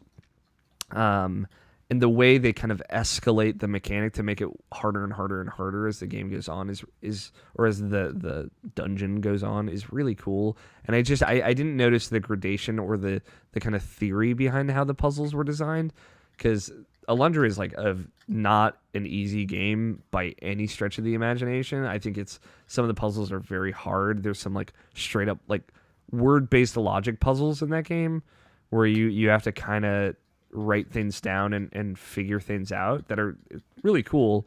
To be fair, I feel like that's something that Zelda never does, and it's cool to see a game like Zelda do something like that, because I really like logic puzzles, even though they're hard as shit for me, either because I'm dumb or whatever. But it was cool because I just like, maybe in the last 2 years as I've done stuff like I've written a lot and thought a lot about games in a lot of different ways as time has gone on, like seeing a little bit more of like the design theory to Alundra. I just have like a newfound respect for that game in a way I didn't before. This is a way better designed game than I first gave it credit. At first, I thought like, oh, this is hard and it's too hard, and some of these things are too obtuse or too out there to figure out. But really, it foreshadows and lays things out in a really smart way. That's really impressive. And it just beating that game again, it was just another thing of like, fuck, I'm so sad there will never be another one of these. They made a Lunger 2 that had nothing to do with the first game. And it sucks because that game was bad and it probably killed this franchise and killed the studio that made this game, and et cetera, et cetera. So if I could, Was it a Sony studio or? I don't, it's Working Designs, I think. Oh. It's like some studio, kind of like the studio that made Tomba. It's like a very small studio that did like a handful of other games. Oh, okay. That were, like none of them really related, no real franchise to it at all. And then they just disappeared. Working Designs published it in North America. Matrix Software developed it, which is their British company. Let's see, are they still open? Oh, I always thought Lunger was a Japanese game. It's not. I always thought that too, Wow. because it was published by SIE or SCEI in Japan, but it's not. Yeah, Lunger was their first game, Matrix Software. Well, That is cool. And they're still making games. Oh wow. Let's see. They made Professor Layton in the Curious Village HD, the HD port to iOS of the first Layton game. That's cool. So they're still doing stuff. Man, I wonder if anyone that worked on Alundra is still there. This is gonna be my like Danny O'Dwyer story. Like I'm gonna fly to Europe. I'm gonna interview all of the developers. Let's see. It looks like they send an email, man. Yeah, I might. Just because I'm.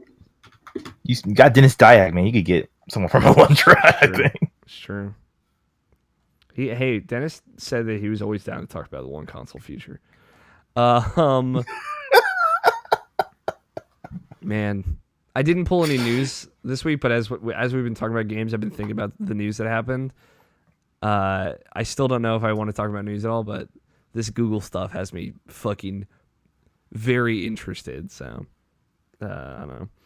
I also booted up Destiny 2 and played a little bit of it, and that was a similar thing of like I turned it on for the first time in a long time, and it was like this new thing. This is just like hitting X to go through the next menu. New quest, new story quest, new do this, do that. So there's a thing that we're in the season of the Drifter, which is just a great name for anything. Because the annual pass that they put out for basically year 2 of Destiny 2 is designed around seasons where content is kind of like trickled out over weeks instead of just here's this expansion and you just play through 5 story missions at the end, which is cool. It is probably a better way to do that, but I haven't necessarily been keeping up with it just because other video games, and I played a lot of Destiny 2 last year. And apparently, they're fleshing out the Drifter's character. The Drifter is like a new character that they introduced in Forsaken, basically as like a narrative character that has introduced Gambit, the game mode, into the world, the lore of the game. And apparently, like, at some point in the season of the Drifter, like the story stuff that you play through with him, you can like abandon the Vanguard and join the Drifter, like change factions. And when you do it, it pops up a menu that says like, hey, this is going to have permanent consequences for this game and whatever the future of Destiny holds. Your character will remember this. Other characters will remember this and treat you differently because of it. And you will no longer be able to do certain Vanguard-related missions because of this. And it's like, what? Excuse me? Like this very like Mass Effect-esque, like, hey, side with this faction or this faction type thing that I never thought would be a thing in Destiny. And to be fair, it's like the first time they're ever doing anything like this, so who knows how well it's going to work out or how well they're going to follow through with it. But it's, I was very surprised. I saw that on Twitter. I'm like, I should play Destiny 2. And booted it up and saw none of that, of course, because I have a lot to catch up on. But they added like a new version of Gambit called Gambit Prime, which is basically like... Is that where you fight Optimus? Yeah, you fight Optimus. Yeah. He's the primeval. No, that's where you fight Wolverine. Ooh, yeah. The Wolverine. The Logan, if I may. But it's essentially like a reworked version of Gambit. You know, Gambit is a 4v4 like asynchronous competitive multiplayer. Not asynchronous, but like you are fighting like ads, like just general enemies, and collecting these motes in order to summon a boss. You beat the boss, you win the round, right? But at certain points, after a certain amount of motes are deposited, you can jump over to the enemy team's world and kill the enemy team to stop them from summoning the boss faster, or if they've already summoned the boss, to restore health to the boss to give you more time to summon and defeat the boss on your end. It's a cool mode. I really like Gambit. It's a little like the meta hurts Gambit a lot more than I would like. Of like, all right, everyone uses this gun because why wouldn't you? And now Gambit sucks. Or whatever. Gambit Prime, it's 1 round instead of best of 3. And it's so it is a longer round. You have to summon before you'd have to do 75 motes, which every enemy drops 1 mote, and then bigger enemies will drop a handful of them. So instead of 75 motes to summon the boss, it's 100. And then once you summon the boss, there's actually like a mechanic that you have to figure out to defeat the boss. So it's like a little mini raid boss, which is cool. And it's cool that is now like incorporated into multiplayer in some way. I just played 1 round of it because I was curious about it. I like it, I would say, more than Gambit, just because it both takes about the same amount of time, but feels like it goes by faster, you know, because it's just 1 round instead of 3. And I don't know, like, so the instance I fought, we summoned the boss, and then basically these 2 special ads appeared. You have to kill them, and then a group of enemies will appear, and you have to kill one in the center, and then the shield will drop off the boss, and then you can damage the boss for a limited time, and then the shield will come back, etc., etc. It was neat. I thought it's a cool twist on a mode that has done very well for Bungie. So, but yeah, it was nice to jump into Destiny 2 again and see that they're still doing Destiny shit in that game. But that's video games. I'm excited about The Division as a final thought.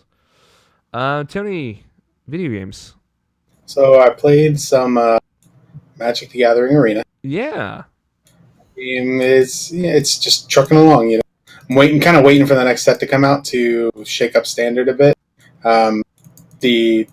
The current format only really being standard to play kind of gets a little old after a while playing against the same deck, because the meta has been solved at this point and the strongest deck is well known.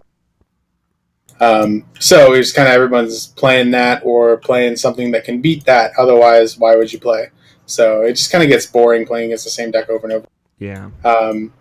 Which is a normal thing for TCGs. Like, that's why rotation exists in Magic. It's because with this kind of card pool and the amount of professional players and stuff that actually play it, eventually each format gets solved. And there end up being like 2 or 3 strongest decks, and everything else is just not as good. So next set's coming out in like a month. That should shake everything up, and it'll be rad. Nice. Yeah, the next set's whole theme is like Planeswalkers Matter. So there's like a Planeswalker in every pack, and a bunch of cool shit's going to go on. There's like 32 Planeswalker cards in the set, which is like insane.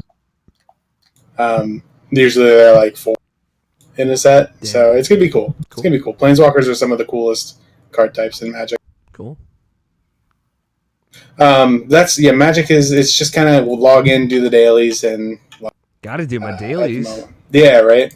I actually almost forgot to do them yesterday, and then I was like, "Oh shit, I got to get on there and get 4 quick wins before like the day resets, Yeah. and I lose the ability to get like the first win of the day shit, Yeah. like extra like boost that's worth like 2.5 wins from the rest of the day." Tony, have you So- been boosting again? Yeah, dude, I'm always boosting. Always be boosting. Yeah, dude. Okay, cool. What else have you been playing? So I got that. Black Desert still kind of kicking.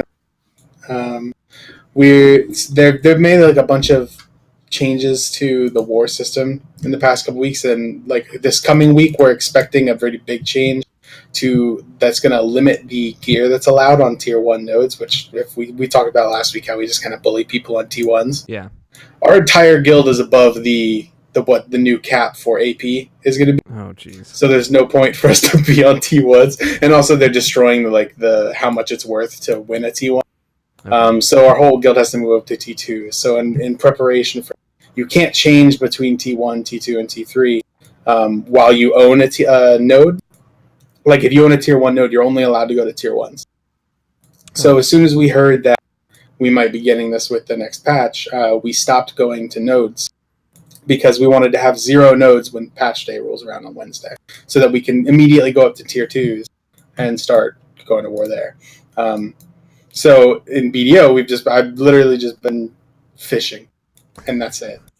Because all I do right now anyway is AFK or go to node war.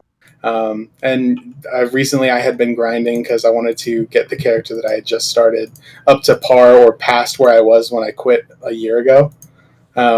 And I've done that. Me and a buddy of mine were grinding in one of like the group areas, like highest EXP in the game, but you have to have really high stats to go there, kind of thing. So get me to level 61. I finally did that over the past week. Hit 61. Most well progressed characters are level 62 at this point. Mm-hmm. But eventually, right? That'll happen. It's just You'll get there, man.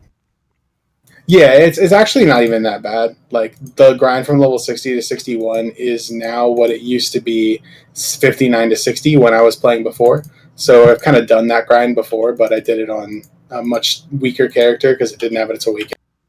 But anyway, so yeah, I've finished leveling up in BDO, and then I've been sitting there AFK, fishing, and doing this silly free accessories event that they've got going on for their 3rd anniversary, which is really generous if you have any decent RNG.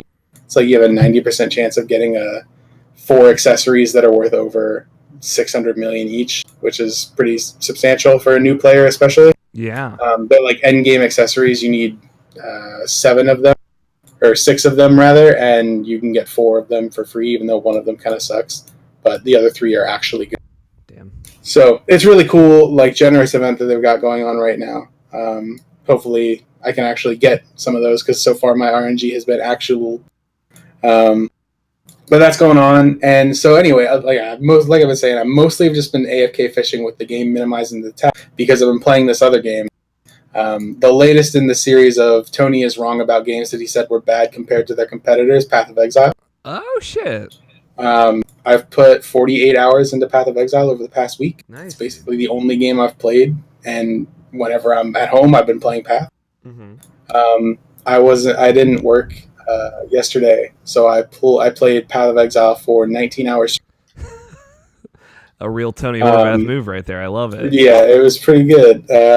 Which was, basically because I've been doing this, I didn't get into any other shenanigans this week. But basically what happened is like the new season or like league for Path of Exile started. And if you're at all familiar with how Diablo leagues work, Mm-hmm. Path of Exile's leagues are pretty similar, but typically they add a new game mechanic to each league as the theme of that league.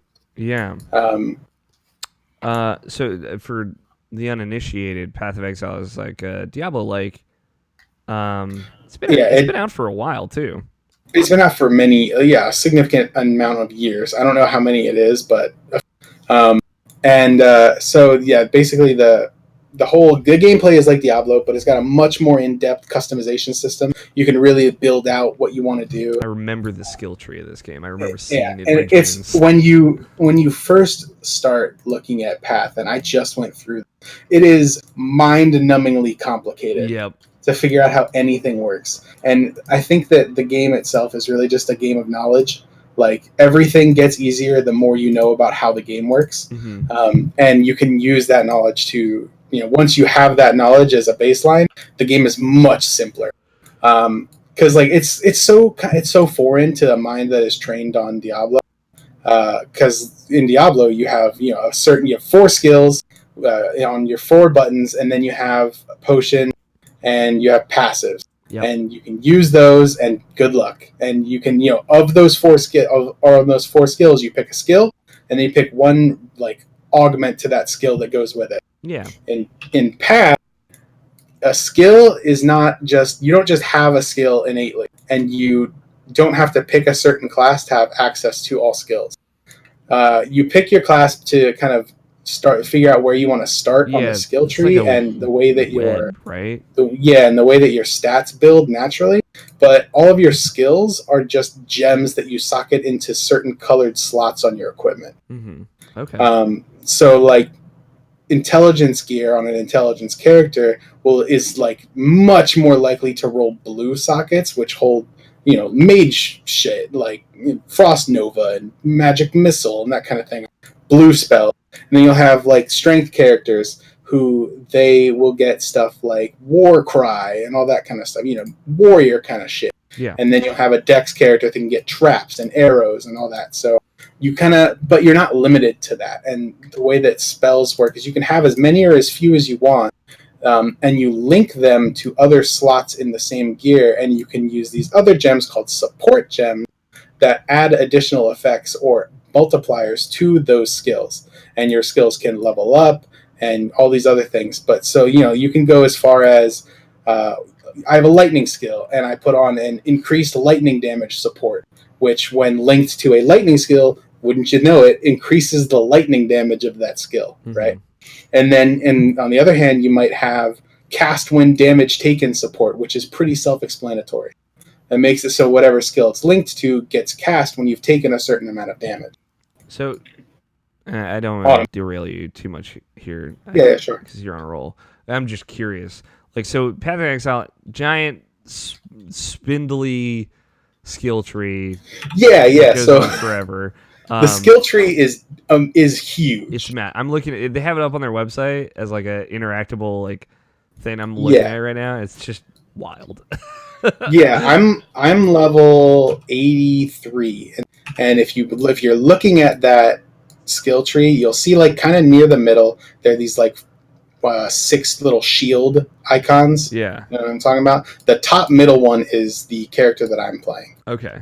And from there, my skills go all the like up to the first line, kind of going out of it, Mm-hmm. and then all the way over to the right, 90% of the way over to the left, kind of in an arcing straight line. Okay. Picking up certain nodes along the way. Yeah. And kind of spidering out just briefly from the critical path to get to, arcane potency, which is all the way out in the side corner, which is just something I really need for my build. Yeah. So I use probably like 5% or less of the skill tree to create my entire character. Yeah. So the way that this is built out really gives you just an insane amount of customization for your character. Is it one of those things where every time you level up, you get a skill point that you can then take one of the nodes on the tree? Yeah. So every level gives you a skill point. Completing certain quests in the story, the NPCs will give you books that give you a skill. Excuse me. And you'll go through and you pick up nodes, and the bigger like nodes with gold borders are bigger multipliers, and then all the little nodes are just kind of stat boosts and boosts to a small area that may be on theme with the big node that they're connected to. So you just kind of go through and you pick what's good for you, and you can kind of build out any number of different ways for any number of different classes doing it that way. It is cool, like, that you're not like picking up skills necessarily through this tree, that you're picking up, like intelligence +10 or something like that. Yeah. And then and I think, once you've grasped how all of that fits together, the game becomes much simpler. Yeah, I mean, is it one of those things where if your skills are tied to your weapons, right? I assume they're constantly changing that because you're constantly changing your loot.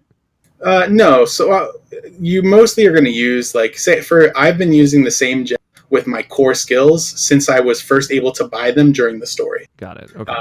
And there is a ridiculous amount of options that allow you to change the colors of sockets and the way they link and how many sockets are on your gear, and then you can change the stats themselves on gear. So you don't want to think about it like Diablo, where you roll an item and you can change one stat to a different stat and everything else has to stay the same. And each, a chest piece has 3 sockets, legs have 2 sockets, and a helmet has 1 socket, right? That's normal Diablo. But in these, you can get up to 4 to 6 sockets on each thing, and it's fully customizable, pretty much however many you want.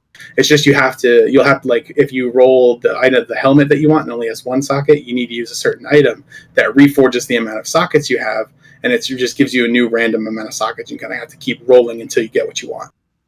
And then, say for example, you needed 4, you roll to 4 sockets, and then if you needed 2 red and 2 green sockets, you then need to use a chromatic orb, which changes the colors of the sockets randomly until you have the stuff you need. Okay. So over a process of getting these gear customization items and using them on your gear, you can basically create whatever you need. It's just a question of how long it's going to take you with how good your RNG is and kind of optimizing how you use that RNG. And through that, because player-to-player trading is available in Path, those item customization orbs and things like that have become the currency system for Path. So the more powerful or rare item enhancement items are the more valuable currency. And you can trade, say maybe the 3rd most valuable currency orb is kind of the standard. So 1 chaos orb is kind of like a unit of currency that is very common among decent items. It'd be like, hey, I'll sell this for 1 chaos, right? And there's a insanely in-depth shop and trading system that goes into how the game is set up and searchable and parsable and all that. And it's kind of amazing how in-depth everything is. Yeah. Still being accessible. And I had to set a shop up for myself to be able to take part in this market. And I've got an extra program that runs. It can detect when I'm in game, so that this website that everybody goes, my items are listed on there that I just set down a price to. They can search for those items, see if I'm online, and then it'll they can click a whisper button and it'll give them a copy paste to send a whisper to me that says, hi, I'd like to buy your X item for X amount of currency that is currently in your stash tab X in position X, Y, X, Z. Huh. That's cool. And so you'll get, you'll list an item, and then if it's a really popular item at a good price, people might have those on live searches. As soon as it's listed, they'll get a notification. Someone listed this item you want. So, if you list a really popular item, you might, at a good price, you might put it up, and seconds later, you're being flooded by people who are like, I want to buy this, please pick me. Yeah. It's also, it's super neat to take part in that system after a bunch of Diablo where that's just not a thing. Yeah, it just doesn't exist. It's also worth noting Path of Exile is still and has always been 100% free, which is pretty cool. Yeah, they definitely pushed their microtransactions pretty far. I was telling my friends, this is the first free-to-play game like this I've ever played where there is an in-game pop-up ad in the chat that's like, hey, we're running a sale on this thing right now. Usually it's like, yeah, the sale's happening, but you see it if you go open the shop. Yeah. But in here they're like, hey, we're running a massive sale on skill effects right now. Check it out. Yeah, and that happens every hour on the hour. And I was like, I guess that they got to make their money somehow. The League is what makes this game really popular. So yeah. It's cool. I've always been kind of curious about Path of Exile. Obviously, you'd played it before. I actually had played maybe an hour of it. Yeah, you hadn't played much of it. Right? I didn't. Yeah, my big problem with it was always that it's so information dense and hard to kind of get through everything and really understand what you're doing. That you kind of need someone to kind of be able to answer your questions as you go through. And I never had anybody who did that. None of my friends who I was playing with at the time played the game where, everyone was just like, yeah, Diablo's better because it's simpler or whatever. So having having a couple people that I can just bounce every question in the world off of for 3 days straight really helped me be able to kind of come into my own as far as understanding how the game works. Yeah, that's cool. Is Scott playing with you or no? No, Scott is not. Okay, because I know he had played it before too. That's cool. Which, by the way, I'm here. Oh my God. Jesus. When did you join? Middle of the conversation. Oh, I didn't. Hi, Scott. Did not notice. Hi, Scott. Yeah, so as a twist of events, I'm the one who overslept. It's all right. It happens. I didn't even plan to take a nap. the nap planned on you. How? When? Oh, that's actually hilarious. Yeah, that is really funny. Um, But yeah, that's about 10 minutes ago when I woke up. That is exactly what happened. That's fine. I've been there. It's happened to me before. I don't know how I got it. I don't know how I got into bed. I don't know when I got into bed. Yeah. I just noticed, oh, it was podcasting time a while ago. Yeah. Oh, it's been 2 hours. I Huh? made that one joke. Yeah. That really was This like a is karma funny. as a bitch situation. Totally caught up with you. That's really funny. Do you got your Audacity ready? Yeah. Cool. On 1, 5, 4, 3, 2, 1. Real quick, Tony. Scott's here. hi, Scott. Hi, Scott. Oh, that's good. Welcome to the party. What were you gonna say, Tony? Go ahead. Well, I was going to say to kind of round out all of the path stuff. Mhm. They add a new system to the game every time that they come out with a new league, pretty much. And a lot of them, kind of like it's funny coming in now because all of them are, most of them are still in the game as permanent features. So I like come up to something like a thing and be like, oh, what's this? Oh, this is a whole new system thing I hadn't seen yet. And then next map that I go into, which maps are a whole system, it's like, oh, what's this? Oh, this is another one of those from a different league. And some of them are really cool. Some of them are kind of hit or miss. But there've been, this season's mechanic is just okay. But there's one previous one called Delve that is really good. And it's super neat seeing all that stuff to kind of interact with and kind of just basically run into and be like, oh, what's this? Oh, an entire deep system that I actually need to figure out how it works, and that just happens to be in some random riffs that I'm basically running for to make a Diablo comparison. Cool. So yeah, it's cool. It's cool. It's a lot of neat stuff going on there, and I'm excited to continue progressing through it. Apparently, there's still a ton left, and it's super neat. Yeah, that is the. Keep me posted, because I've always been at least a little interested in Path of Exile. So if it's grabbed you, it might grab me. Maybe I'll get Scott to play. Probably not though. Maybe we can I join. played. Not a big fan. Mm-hmm. Hey, Tony Similar came around on thing it. as- Similar thing as Diablo. It's cool hearing what it has done to kind of differentiate itself and just look at this big ass skill tree. Right? I know it's insane. Yeah.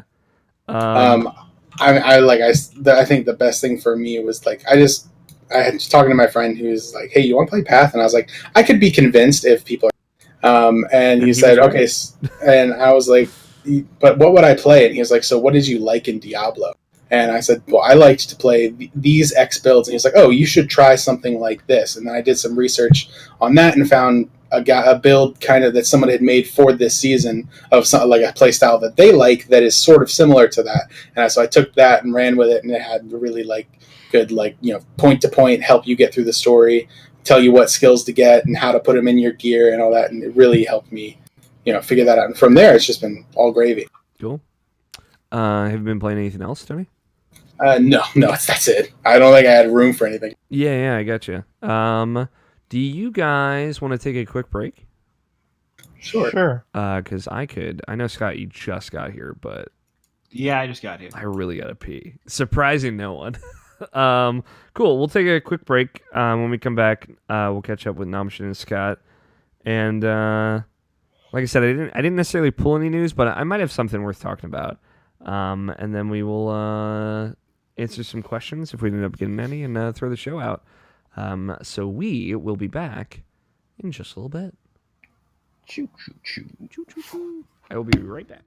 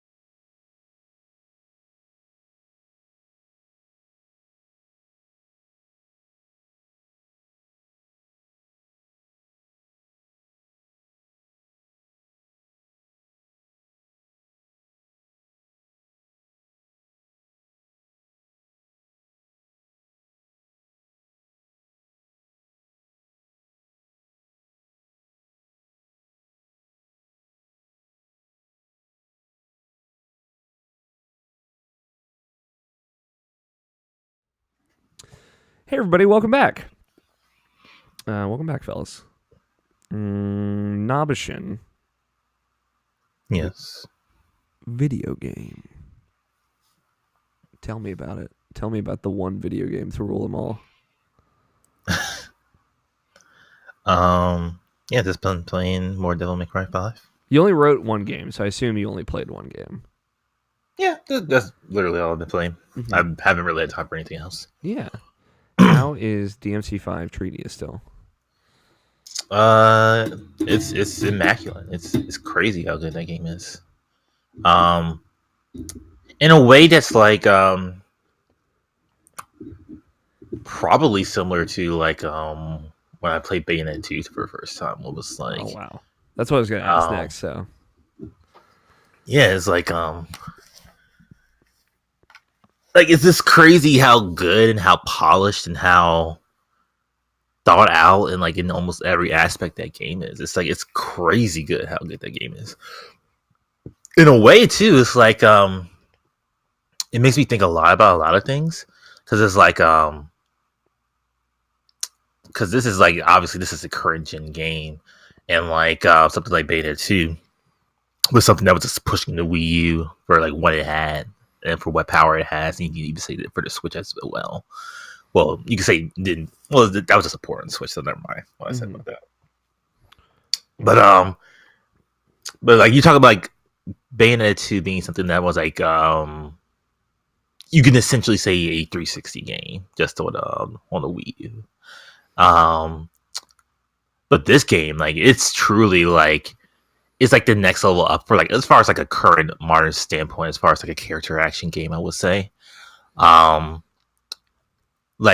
other than you could kind of say Bloodborne, but that's a whole different thing. But like I don't think there's like actually been like a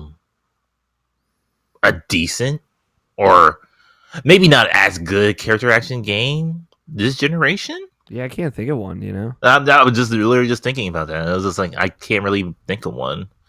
And like I said, Bloodborne is such a whole different thing, and that game's immaculate in its own right for its own reasons. But like, yeah, as far as like in a traditional sense, I would put the Souls like esque games into like the action RPG camp because they are so like stats driven. They are so numbers driven in a way that I guess I would think that Devil May Cry isn't. You know.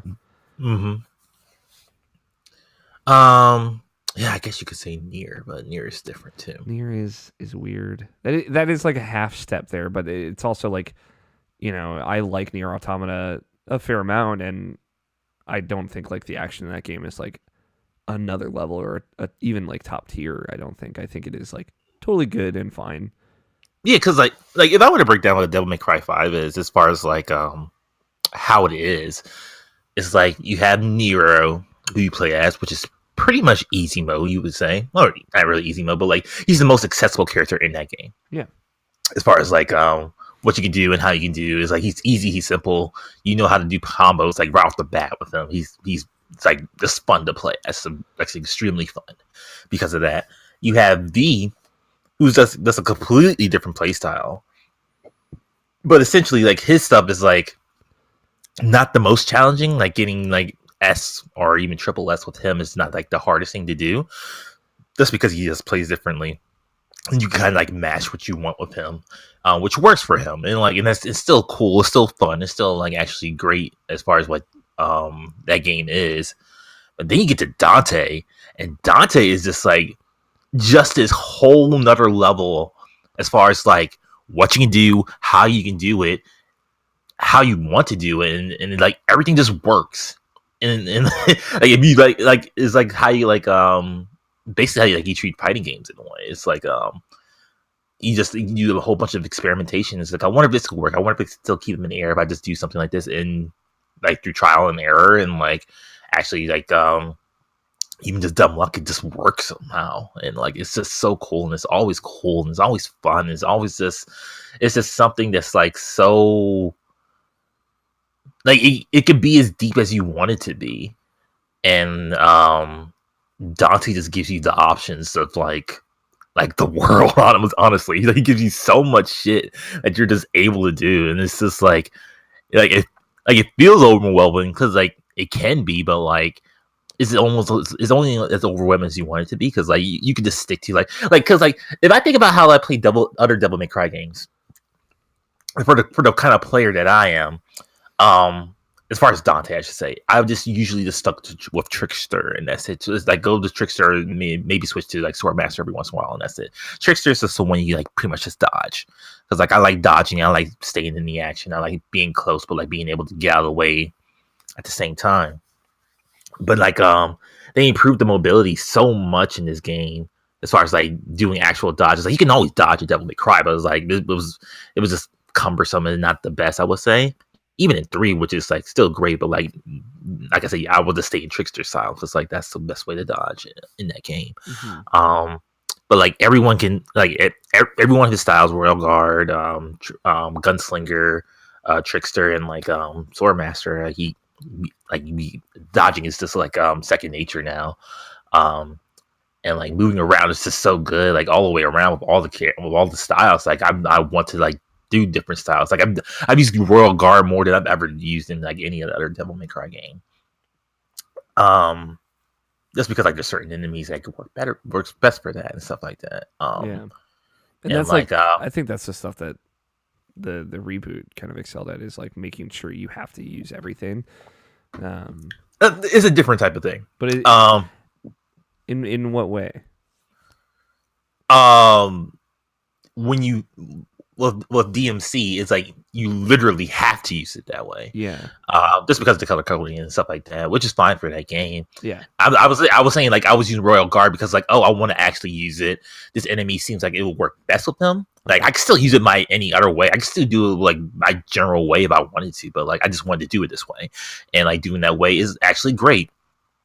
I'm using Gunslinger more than I ever used before because like, oh, this is just more fun doing it this way, and like shooting in the air is like it's just more fun. It's like everything about this game is just so much fun, and like it's just so many options and so many just ways to play it and play it your way. It's just so much fun. I'm just like it's just glee. It's just so like that fucking spoiler thing that everyone just keep posting online. I finally got to it today, even the dance thing. Yeah, which is still just as great and such a big moment with that game. And like I'm still not even done with that game. I still have maybe like 2 weapons to get with Dante and like and like I think another gun too. But like yeah, this is like. It just keeps coming, and it doesn't slow down. It's just it's a game that keeps popping and popping and popping and popping and popping. And like I said, like it hasn't been since like I played Bayonetta 2 that I played something like this, like committed to like what it is and how fun it is, and like what character action games can be and achieve as far as visually and like mechanics wise.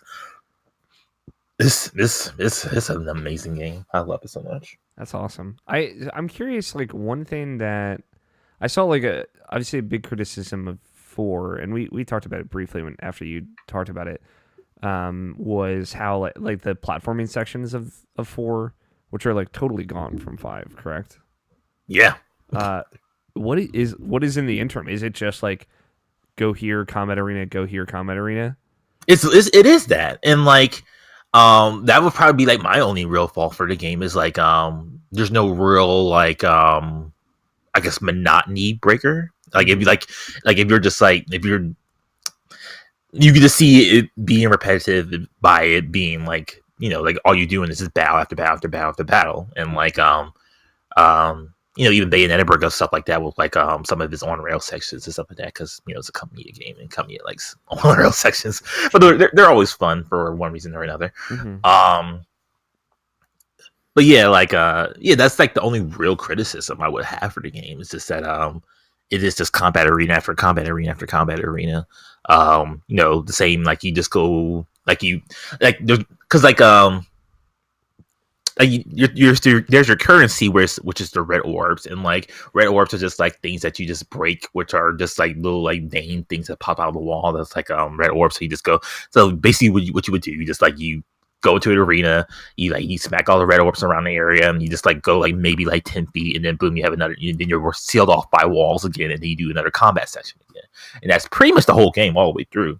until you get to the boss and you fight him and stuff like that. So like, if you want to be reductive about what the game really is, like that's what it is. It's just like you're just combat arena after combat arena after combat arena. And you just make the fun out of it, like for what you have for that. So is there something that they're doing like presentationally to make it not feel like that? Because like, obviously I haven't played Devil May Cry 5, but on the outside looking in, that sounds like a total bummer, right? Like, not that I loved the platforming sections of 4, right? But I think like it became a vehicle to show you like level design and different kind of cool parts of the level and where you're fighting and contextualize it. But if you're running through hallway after hallway into an arena after another, like that just, again, outside in just sounds kind of dull, but sure. And like I will say like I say it's the presentation that really does that. That really breaks it up. That and like the fact that like you're switching characters, so it's like you're playing Nero for like 3 missions, and then you switch to V, who's completely different as far as playstyle. So it's like that's their monotony breaker, more or less, of how you want to. And then it gets to a point where you can just pick the character you want to choose to play as in this section after a while in the game. So they're all kind of coming together. That's cool. Yeah, but like I said, like I think honestly, like the presentation really does a lot for this game as far as like visually, because like it looks fucking fantastic. It looks so good. Yeah. Just looking at the game and even the actors, like I just love just hearing like Dante talk, like just like.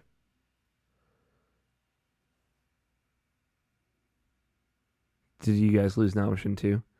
Yes. Yeah. Okay. I was like, it's frozen. I was like, oh. Maybe his internet dropped. Attack of the internet curse. Dante took him. Yeah, Dante came, his sweet embrace. It's like, come with me, my child. Come with me if you want to live. It was just getting good too. Well, it was good before, but I was getting into it. How are you guys doing? Pretty good. See, now, Scott, you're going to be up for like 6 hours now. Yeah. I'm sorry, bud. I am Great time to start playing Path. I am too, but like by design, because I'm a terrible monster of a mess of a human. But you'll be okay. I wonder if we're at the point where I should message Nobshin and let him know that we can't hear him. He's like still talking. He might be. Might be somewhere out there. Hello. Welcome back. Hey, welcome. I didn't lose you guys. I don't know. Yeah, it's weird. Did your microphone get unplugged? No. Like I said, I didn't lose you guys at all. So recording's still fine. Yeah, everything's fine on my side. Weird. It might have just been Discord. Yeah. Discord. You were saying you were talking about Dante, the actor. Just the way that he talks, and it's like I was saying, like it's not like witty banter like every 5 seconds or something like that. It's not like he's actively making me laugh. It's just like I think the way that he just presents himself and the way he's presented in the game just like makes it just so cool. Yeah. Is it the same Nero, same Dante voice actor? Mm-hmm. That's cool. Same Dante since the first game, I think. That's cool. Yeah. I imagine they've gotten a lot better. Because I mean, for you, it's probably more apparent. But like, is it like a noticeable improvement of like, oh, this guy's a way better actor than he was in DMC 4? Yeah, that's awesome. Like I was saying, like because it's weird, because Dante in DMC 3 was, Devil May Cry. He didn't really care about anything, but like that played well for that. Yeah. And then Devil May Cry 4, he just seemed like a goofball on the loop, just because like that's the way he was just in that game. And this one, it just totally works. I mean, like he looks older, but like he's still the same guy. Like it's not like some like old Snake situation or something like that. But like I would say like kind of like maybe Nathan Drake from Uncharted 4. Okay. Yeah, he's got a little stubble now too. Yeah, that's cool. Yeah, I think that's cool. Like, I feel like you can. It's cool that they kind of visually show that time has passed, but they're not like, he's still the same guy. That is cool. What about the side characters like this. Who's this? Like the girl with the curly hair that's hanging out with Oh, Nero. Nico. Yeah, is she cool? Oh yeah, she's one of the best parts of the game. Like like she's not too forward into it or anything like that. Like she is just like the person who just makes Nero's arm more or less. But like Nico is just like a really cool character who's just like she's just really funny and really cool, and like you just like seeing her anytime she's on screen. She fangirls over Dante just because like, oh, like you're that devil hunter guy, and like awesome. And like my grandma used to make your weaponry, so like I just made this for you, so like it's so cool, and like cool. she's totally into it. So like yeah, Nico's badass. Is Lady in this game? Lady is in this game. They did not ruin her like they did in Devil May Cry 4. Yeah, I was gonna say, is she better than she was before? Yeah, like Lady's still awesome, and Trish is awesome too. And like I said something on Twitter about this, but like because like I noticed it in Resident Evil 5, but like I just like having these platonic relationships in these games. Kind of like how in Resident Evil 5 we had like Chris with like Jill and Sheva, and it's like none of that's like like him trying to get with them or something like that, Yeah, or like a weird sexual tension hovering over everything. Yeah, like they were just like Jill's just his partner, his best friend, and like he wants to save her, and that's like literally just it. It's not like any love interest with that, and Shep is just a cool partner to have with him at the time. And like it's the same thing with Dante and with Trish and Lady. It's just like there could have been something with him and Trish after the first game, but like like it's basically like he views them as his equals. Like Dante like obviously is like OP, but like at the same time though, like like when he's on a mission with Lady and Trish, with Lady and Trish, like it's kind of like, man, like I don't want them like to, like cut into my deal type of thing, because like I know how good they are, I know they're capable type of thing. So that's like the only like, so they're like rivals almost. Yeah, basically, like there's no real pushback of them being there. It's just like more as like, God, you're gonna take some of my cut type of thing. So yeah, it's like really cool, and I love that they all view each other that way. It's real cool shit. Also, like I think the biggest hook about this game in particular is the fact that like even though Dante's OP, like this is the first game like he's kind of not OP. Like he's actually getting his ass handed to him like pretty much in a lot of situations with the big boss, I should say, not really with the cannon fodder, the normal NPCs, but like he's actually struggling in this one. Like he really hasn't done it since like DMC 3 with Virgil. So like it's really interesting playing this game and seeing it that perspective. So like yeah, it's really cool. Where does this fit in the timeline? It's the latest one. Okay, it's after 3 or 2? After 2. Oh. So like it used to be, it was Devil May Cry 3 started it, then it was Devil May Cry 1, then it was 2, and then it was 4. I believe. Oh, really? I thought No. 2 was supposed to be the last one. That's what it was. 2 was supposed to be the latest one in the series. Then they retconned that. So now it's 3, then it's 1, then it's 2, then 4, and now it's 5. That's what it is. Okay. Interesting. So 4 was initially pre-2, but now it's post-2. Yes. That's cool. Well, it's dumb, but whatever. Cool. Does it feel like is it, having again, and most of this is just because I know you replayed them all recently. Is it feel like this is does there feel like culmination type things in this, or is it really mostly disconnected from everything?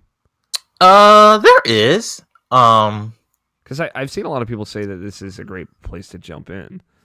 Yeah, it is, but like, there's nothing necessarily story-wise that really like makes it seem like you have to play the other games to get to that really know what this one is.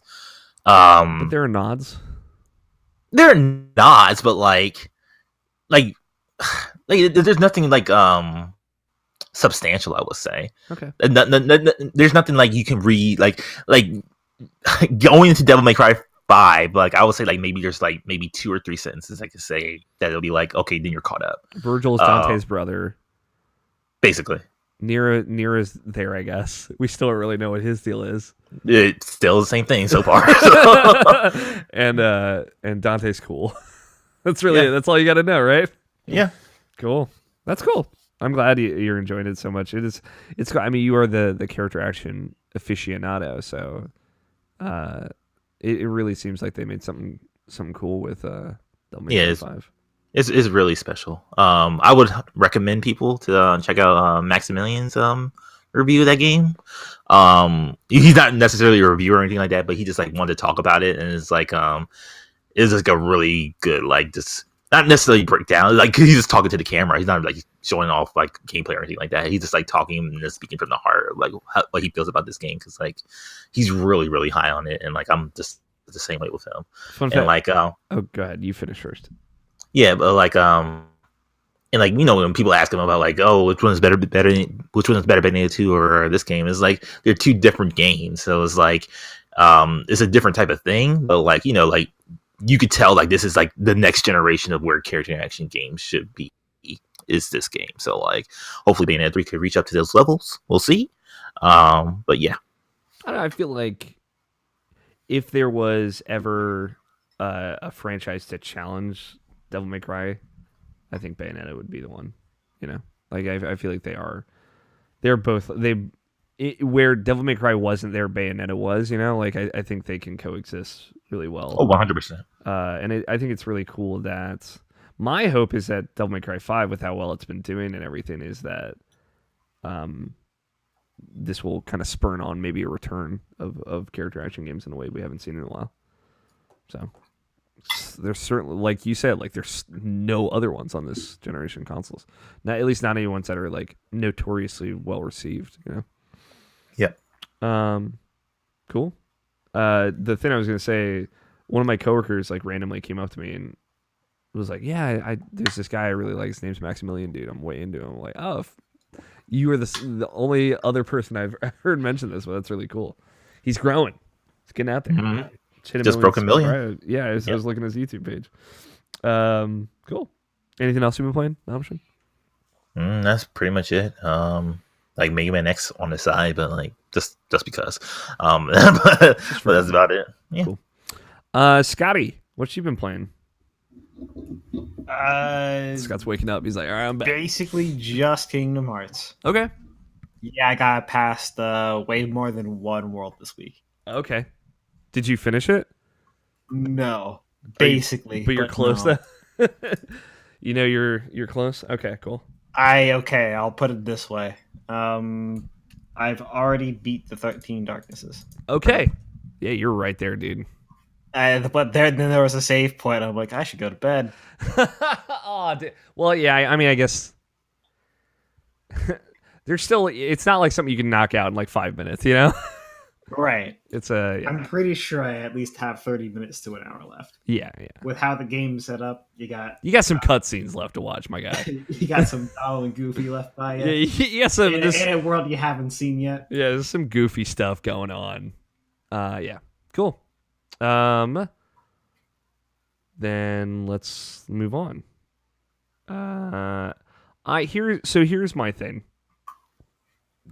I'll ask you guys. Do y'all want to talk and maybe speculate a little bit about this whole Google situation? Apparently, they're going to be announcing a video games console in like 2 weeks, within the next 2 weeks, possibly at GDC. And I don't know if you guys want to like reach into that pile, because Google put out the image of what their controller is going to look like, and I'm like, this looks stupid.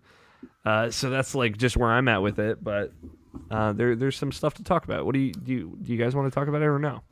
I would say, regardless of if we talk about it or not, my thought on the matter is that there is always room for more competition.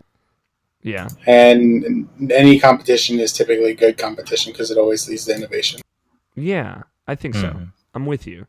I'm not like one of those people that'll say like, no more consoles. 3 is enough. Out. Everybody out. Exactly. It doesn't necessarily mean I'm going to be like right there on the bandwagon with another. Yeah. I think that's completely different. Yeah, but Yeah, I think the big issue here is, do we have another Epic Game Store coming along? yeah, is this something that's like a genuine? Is this somebody who's going to be like, all right, time to pick up third-party developers for exclusives? It seems like it could be that. Like, one rumor was that there could be like an Avengers game announced with the Google console.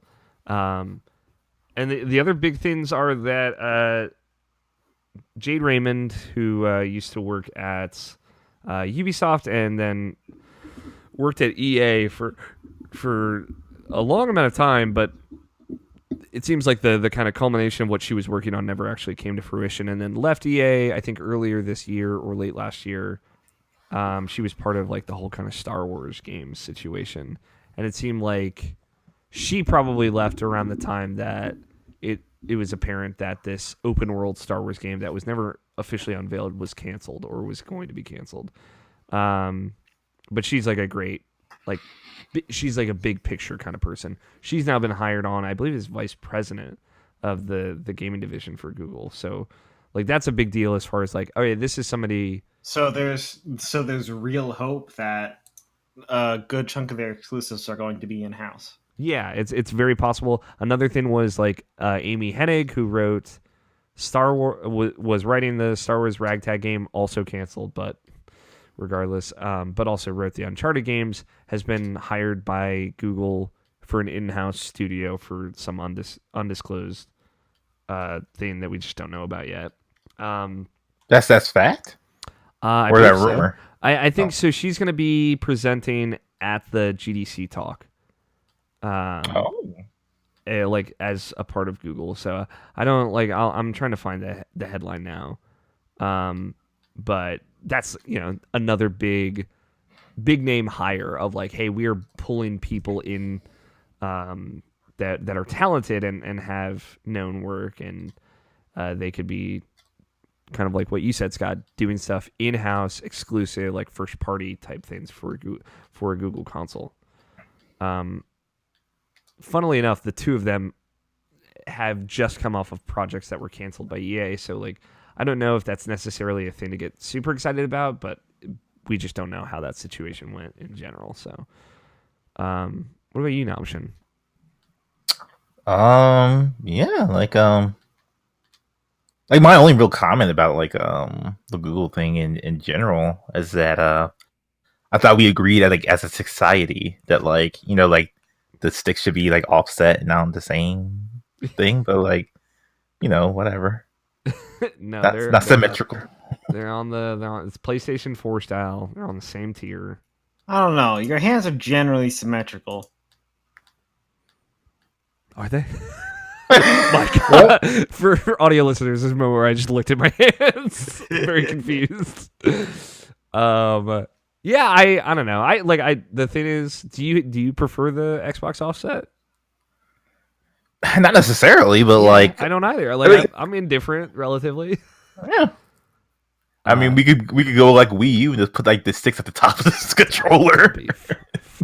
That's a bad decision. I can say with confidence, don't do that.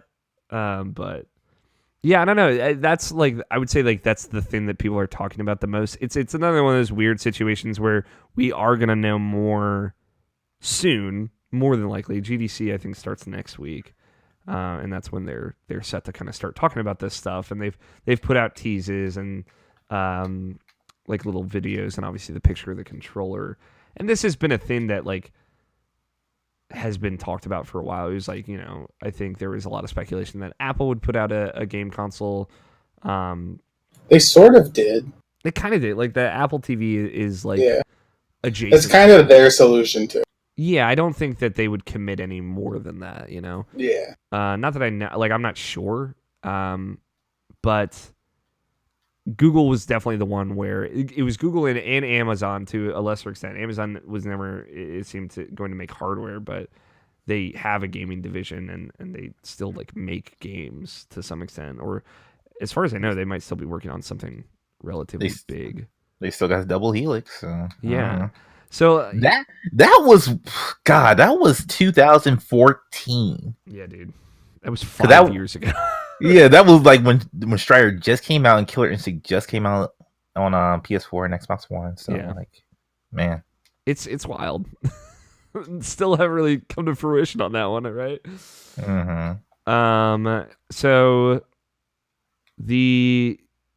let's see. This is from Game Revolution.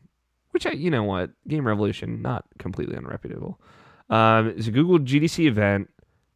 Crystal Dynamics, Amy Hennig, Raf Koster will be attending. Doesn't say presenting, but they will be there, possibly to talk about it. And that is when they plan on revealing what they've been working on. See, it is one of those things where like we're gonna know very soon. So like anything we say now is gonna be very outdated very soon. But I just want to bring it up because I like to speculate and I like to throw things out there. I don't know.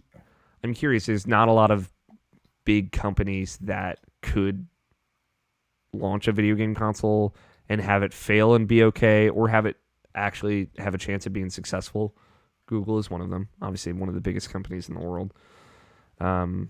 It's curious. It's curious. It could be a situation like you said, Tony, where like they introduce something that is different and challenges the market in a way that we haven't seen in a while. I think that it can be nothing but good. Mm-hmm. In a worst case scenario, like it fails and nothing changes, right? Like I don't think the failure of a Google console would impact the Switch, which is selling incredibly well still, or the PlayStation 4, which is done super well, or the Xbox services that they've introduced that seem to be doing well. Like, I had this thought like on Xbox where I was like going through Game Pass to see if there's something I want to play. I'm like, man, like I cannot imagine having this console and not having Game Pass. And I think that's exactly where Microsoft wants their consumer to be. Because if everyone who has an Xbox One X has Game Pass, they're doing all right, So, I don't know. But at the same time, they're about to get Game Pass.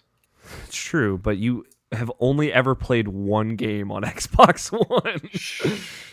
So I don't know if you're their target demographic, but fair. What were you going to say, Namashin? I kind of forgot, but I think it was like something. I think it was something along the lines with well, I think they're trying to expand past the Xbox. So yeah, in a way, like maybe like in a year from now, like I wouldn't be that person, but like someone won't really need an Xbox One to play their games. But yeah, it's interesting, and I think Microsoft, if anyone, has like that one console future type thing on lock. Like they are on that path, right? Of there's rumors that there's gonna be a discless Xbox One, and like there's been rumors for a while that the next Xbox console, Scarlet, which is its code name, whatever it ends up being, will have a discless option. That you'll be able to convert your physical games to digital games, which is a thing that was like rumored when the Xbox One was announced, and that they might actually follow through on within that console generation, and also that Microsoft and Xbox becomes a platform, not a place. It's like Asgard from Thor Ragnarok. Asgard is a people, not a place. Xbox is a platform, not a console. But I think that's cool. I think that is like potentially really exciting, and it's like a really interesting adaptation to the market, versus like trying to be competitive. It's a shrewd move, which y'all know I'm a big fan of. So I'm excited to see. But I want to bring it up. We don't necessarily have to spend too much time on it, because we're already going a little long here, but I'm excited. I'm very interested to see what Google announces, and when they do, we will talk about it. So that was the only news-esque thing that I wanted to talk about it, though. You don't want to talk about Sony buying Rockstar? Oh yeah, that is another rumor thing. That's not happening. Yeah, I don't think that's gonna happen.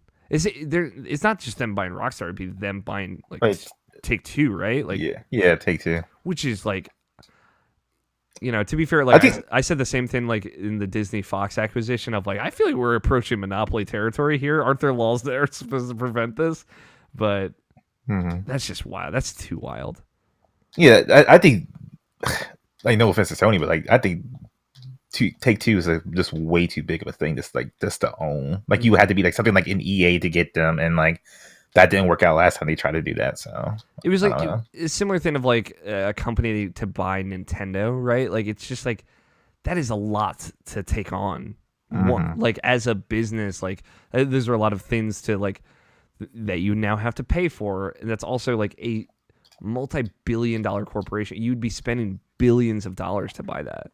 And I don't know, like I think Sony's probably doing a-okay, especially their games division, but I don't know if they have like possibly like pushing 10 to 20 billion dollars to buy a publisher like Take-Two. Like that's Like, a lot of money. Like Grand Theft Auto makes over $1 billion a year just alone. You know, like they're doing hand over fist money. I don't think they would sell themselves, let alone to another video game like hardware manufacturer that is like arguably smaller than them. You know, like it's wild.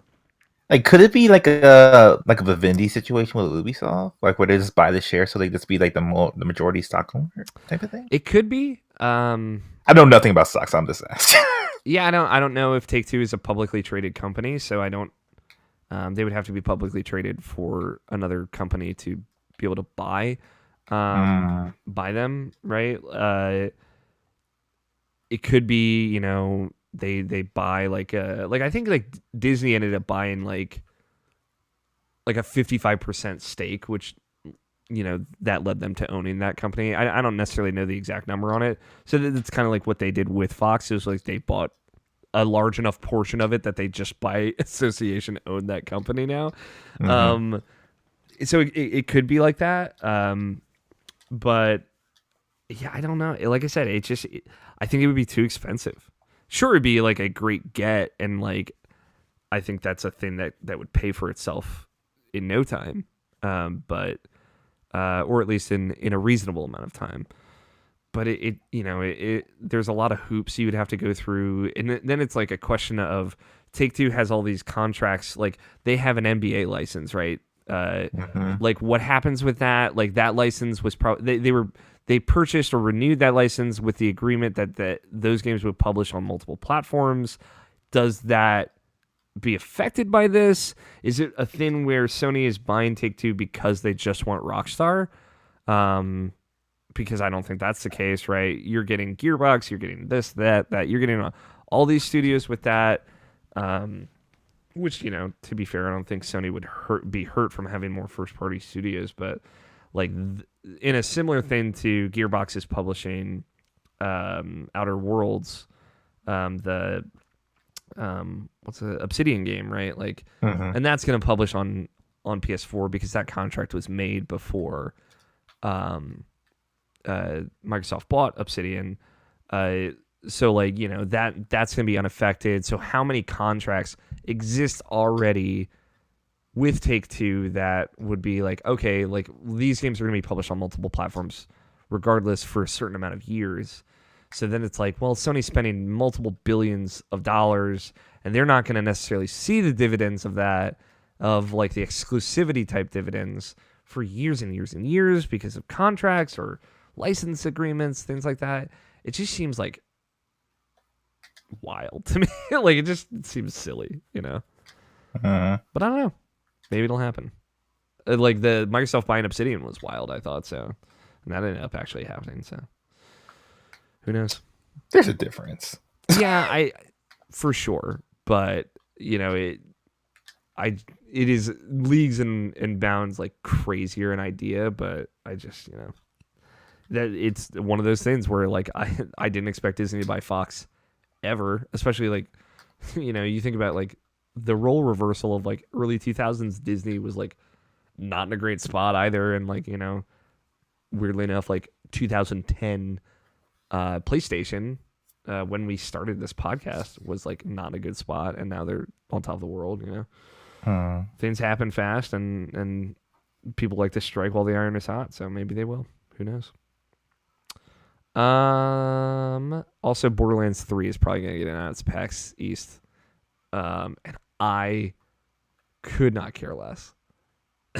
So I wonder if that game works in a modern sense, because like everything that made Borderlands good the way it was back then, or for the people who liked it anyway, as far as like the loot and stuff like that, it's all monetized now in a modern sense. Yeah, and it's also like not enough anymore, right?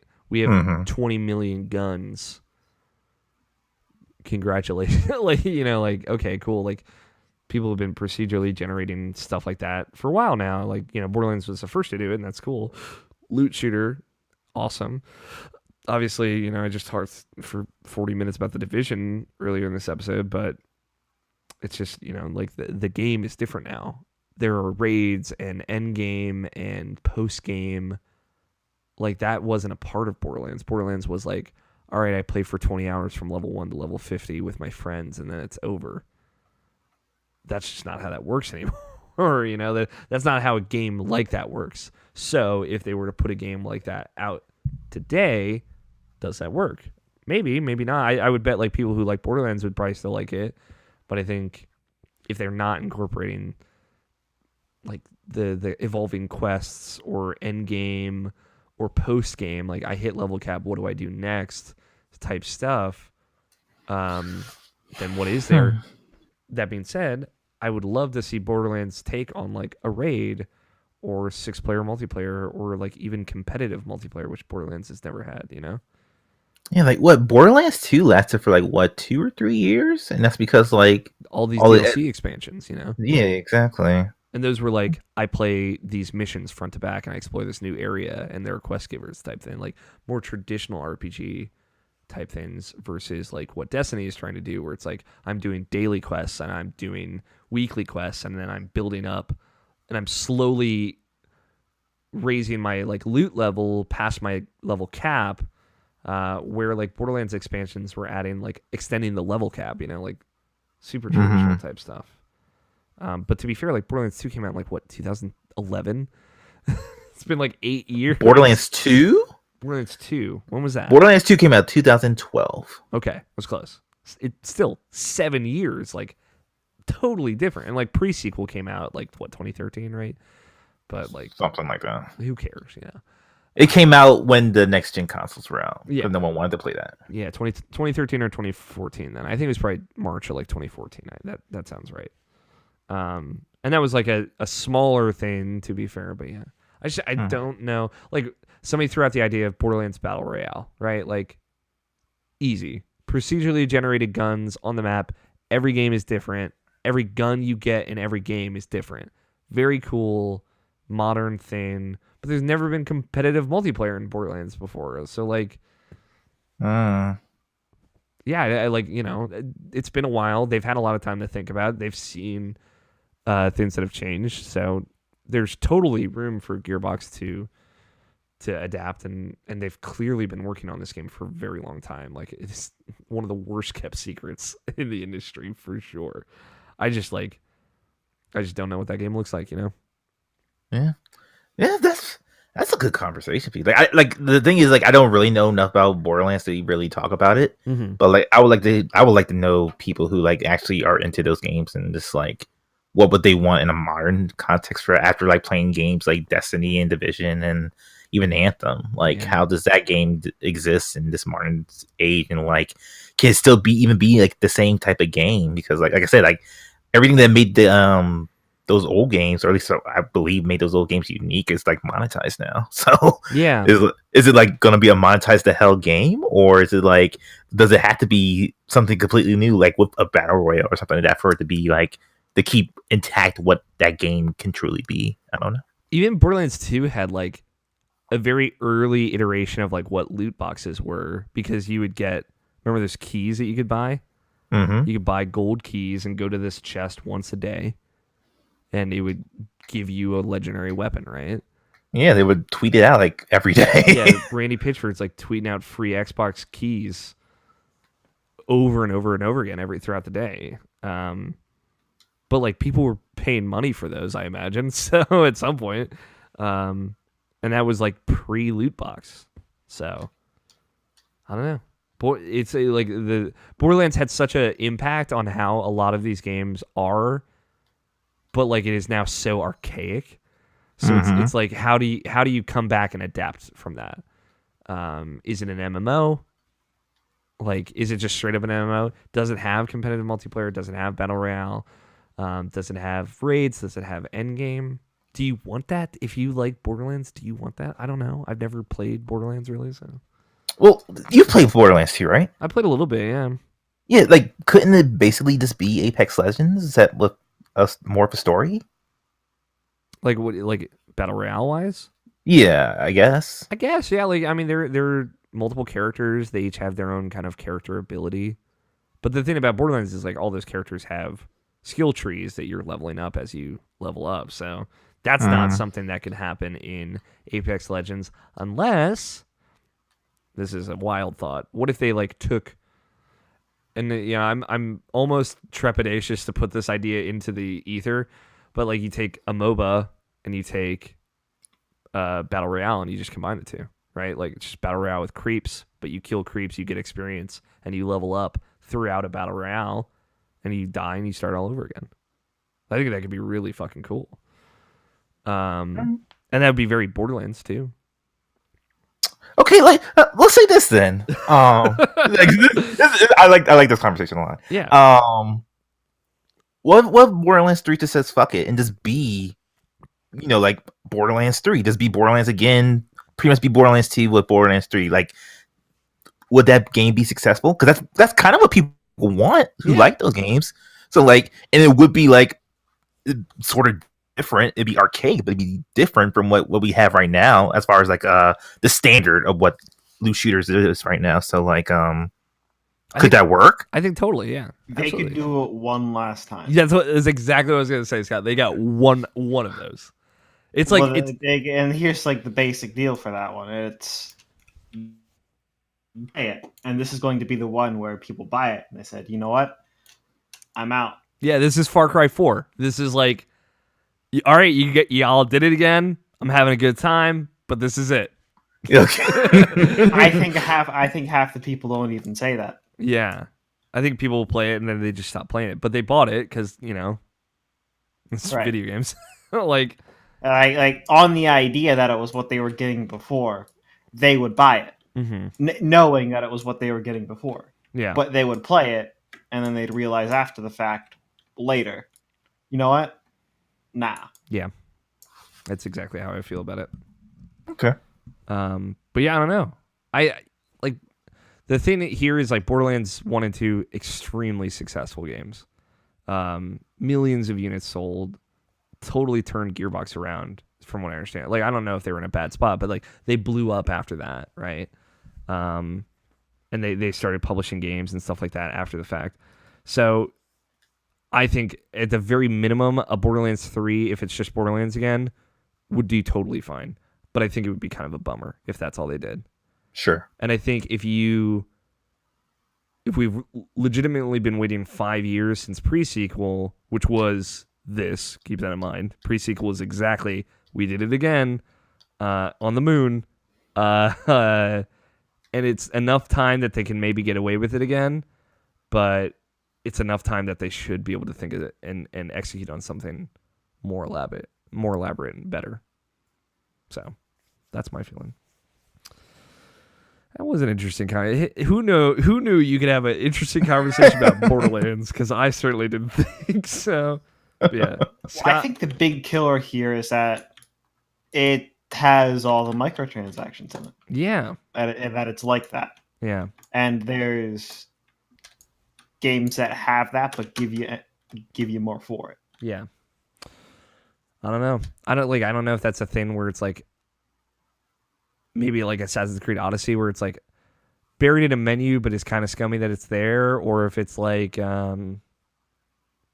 a Battlefront, where it's like totally ruins the game, or it's like so visual and so apparent that it's like, man, I can't not think about this when I play this game. Scott White will be there when it is announced. Keep in mind, it might not be Borderlands 3. It's probably Borderlands 3 though. But he will be there in the room when it is announced, and we will have a take on it from him. I think he has played Borderlands, so maybe he'll have a better, more educated take on it. So it's cool. It's cool to speculate. Cool to talk about.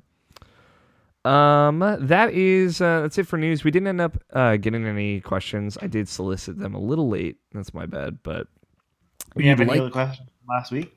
No, we didn't end up getting questions last week either. I didn't ask for questions last week though, because I was like, we're gonna chill. I'm getting over being sick. We're gonna chill. If you'd like to send questions in, you can tweet them at IrrationalPod with the hashtag IPQ. You can give us a call and leave us a voicemail at 404-590-1337. Keep in mind, standard long-distance fees do apply. Or you can send us an email, mailsack at irrationalpassions.com is the email address. If you'd like to follow the show and the website and hear updates on when we're doing stuff, when shows go up, when reviews go up, etc., Irrational Pod on Twitter is where you can follow us, or Irrational Passions on Instagram. We also try and put everything up there as well. Some other stuff, rate and review us on iTunes or Stitcher or Google Play or Spotify. It helps us out a lot, and just rate us or write us a quick review wherever you listen to us. That would be my request, because if you like the show, it'll help other people find it too. Check out our other shows like Input, Raccoon City Radio, and Video Game Book Club. The last episode of Raccoon City Radio of like the playthrough, it just came out yesterday from when we're recording this. It should be up on the website soon. And that was cool. It was cool to kind of like, Andrew and I sat down and talked about like side B, talked about playing as Claire in general, and also where we want to go from here with Resident Evil. I don't know if you've listened to that show at all, Nabashin, but as the other Resident Evil fan here, my hope is that they reboot from 2. Like the story in general? Yeah. Like make 3 and have it kind of be a remake, but different, and go in a new direction. How do you feel about that? So just forget about 7? No, I would say you can incorporate 7 into the new canon, because like Chris is in it, and et cetera, et cetera. But forget about 4, 5, and 6. Okay. How do you feel about that? It's whatever. Yeah, I mean, we talk it out in on that episode of Raccoon City Radio. So if that little nugget of speculation does anything for you, I would check it out, listener. I would be interested in Andrew's reaction to it, because like I'm assuming he's positive on that, since like he's just a newer fan of the series. Yeah. But like, I don't know, like there's a legacy there, and Yes. like I appreciate it, even though like 6 wasn't the best, but yeah, I don't know. 6 actually. My hope is that would be a way to kind of make both parties happy. I had some ideas that I threw out of like what that game looks like. In particular, I like the idea of an open world Resident Evil 3 remake-esque, where you're still playing as Jill and you're still going through Raccoon City Radio. Not radio. Radio? Raccoon City. I'm too on brand. We're still going through Raccoon City, but it's open world. It's still Metroidvania, and you're being chased the whole time. But that was kind of like, that's a truncated version of that pitch, but I would listen to the whole episode. We talk it out a little bit. And Video Game Book Club. So something to throw out there, Video Game Book Club, you can actually watch live now every other week. It's a bi-weekly podcast. Typically we record Wednesday nights. This last week we actually ended up recording on Tuesday just because it was a little bit easier for us. But yeah, you can watch that on YouTube just like this show now, while we record it. So Thimbleweed Park still going through it, still having a good time with it. And for everything else, Irrational Passions, the website is irrationalpassions.com. We've reached the end of the show, and y'all know what that means. It's time for bets. This week's bet is it's a little bit of a simple one, and for that I almost apologize, but I think it'll be fine. How many this time next week? How many viewers will The Division 2 have on Twitch? I'm curious because I don't know. Obviously, Anthem had a pretty hard drop off, and I don't know. I think Division 2 will certainly have more staying power, but I just don't know what that number looks like a week into a game like this. Right now, just for point of reference, it has 37.9 thousand viewers on Twitch. That's total viewers of people watching that game. This time next week, how many people do you think will be watching The Division 2? 39,000. 39,000. Thank you, Tony. Scott. I'm gonna be going with the 60,000. Okay, that's good. That's a good bet. I like that. Option 7,000. 7,000. Hard drop. That's super low for Twitch. Have you seen the Anthem numbers? Yeah, but Anthem is a travesty. That's true. Yeah, Anthem. At this point in time, Anthem bad. Yeah. I still there's something to say that people like to move on to the next thing. So I don't know. That's my take on it. Yeah, I mean, and to be fair, like the Souls community is huge on Twitch, and Sekiro is out next week, so maybe there's a lot of people that'll migrate there. But I don't know. I said 27,000, so I think it'll go down, but not that much. It's a good bet though, Nobshanks. It's risky. I appreciate that. Last week's bet, Tom Clancy's Division 2 comes out on Friday. How many guns will we see in total on the front and back cover of the game? This is a good bet. This was a really good bet. Thank you. Shout out to Scott White, editor at irrationalpassions.com, for taking a picture of the front and back and sending it to me on Twitter. There's no way you could put it in our chat, right? Can you? Yeah, I could. Yeah, I can do that because I want you guys to be able to see it. If you want to look up the tweet, also you could. I said 12. Scott said 5. Tony said 3. And Option said 8. Let's see. Let me. I'll pull it up on my computer so that way I can actually get a little bit of a closer look. There's a lot of guns. I do want to say, just preface this. There are a lot of guns. So the high bet takes it? Probably, but we should double check. Boom.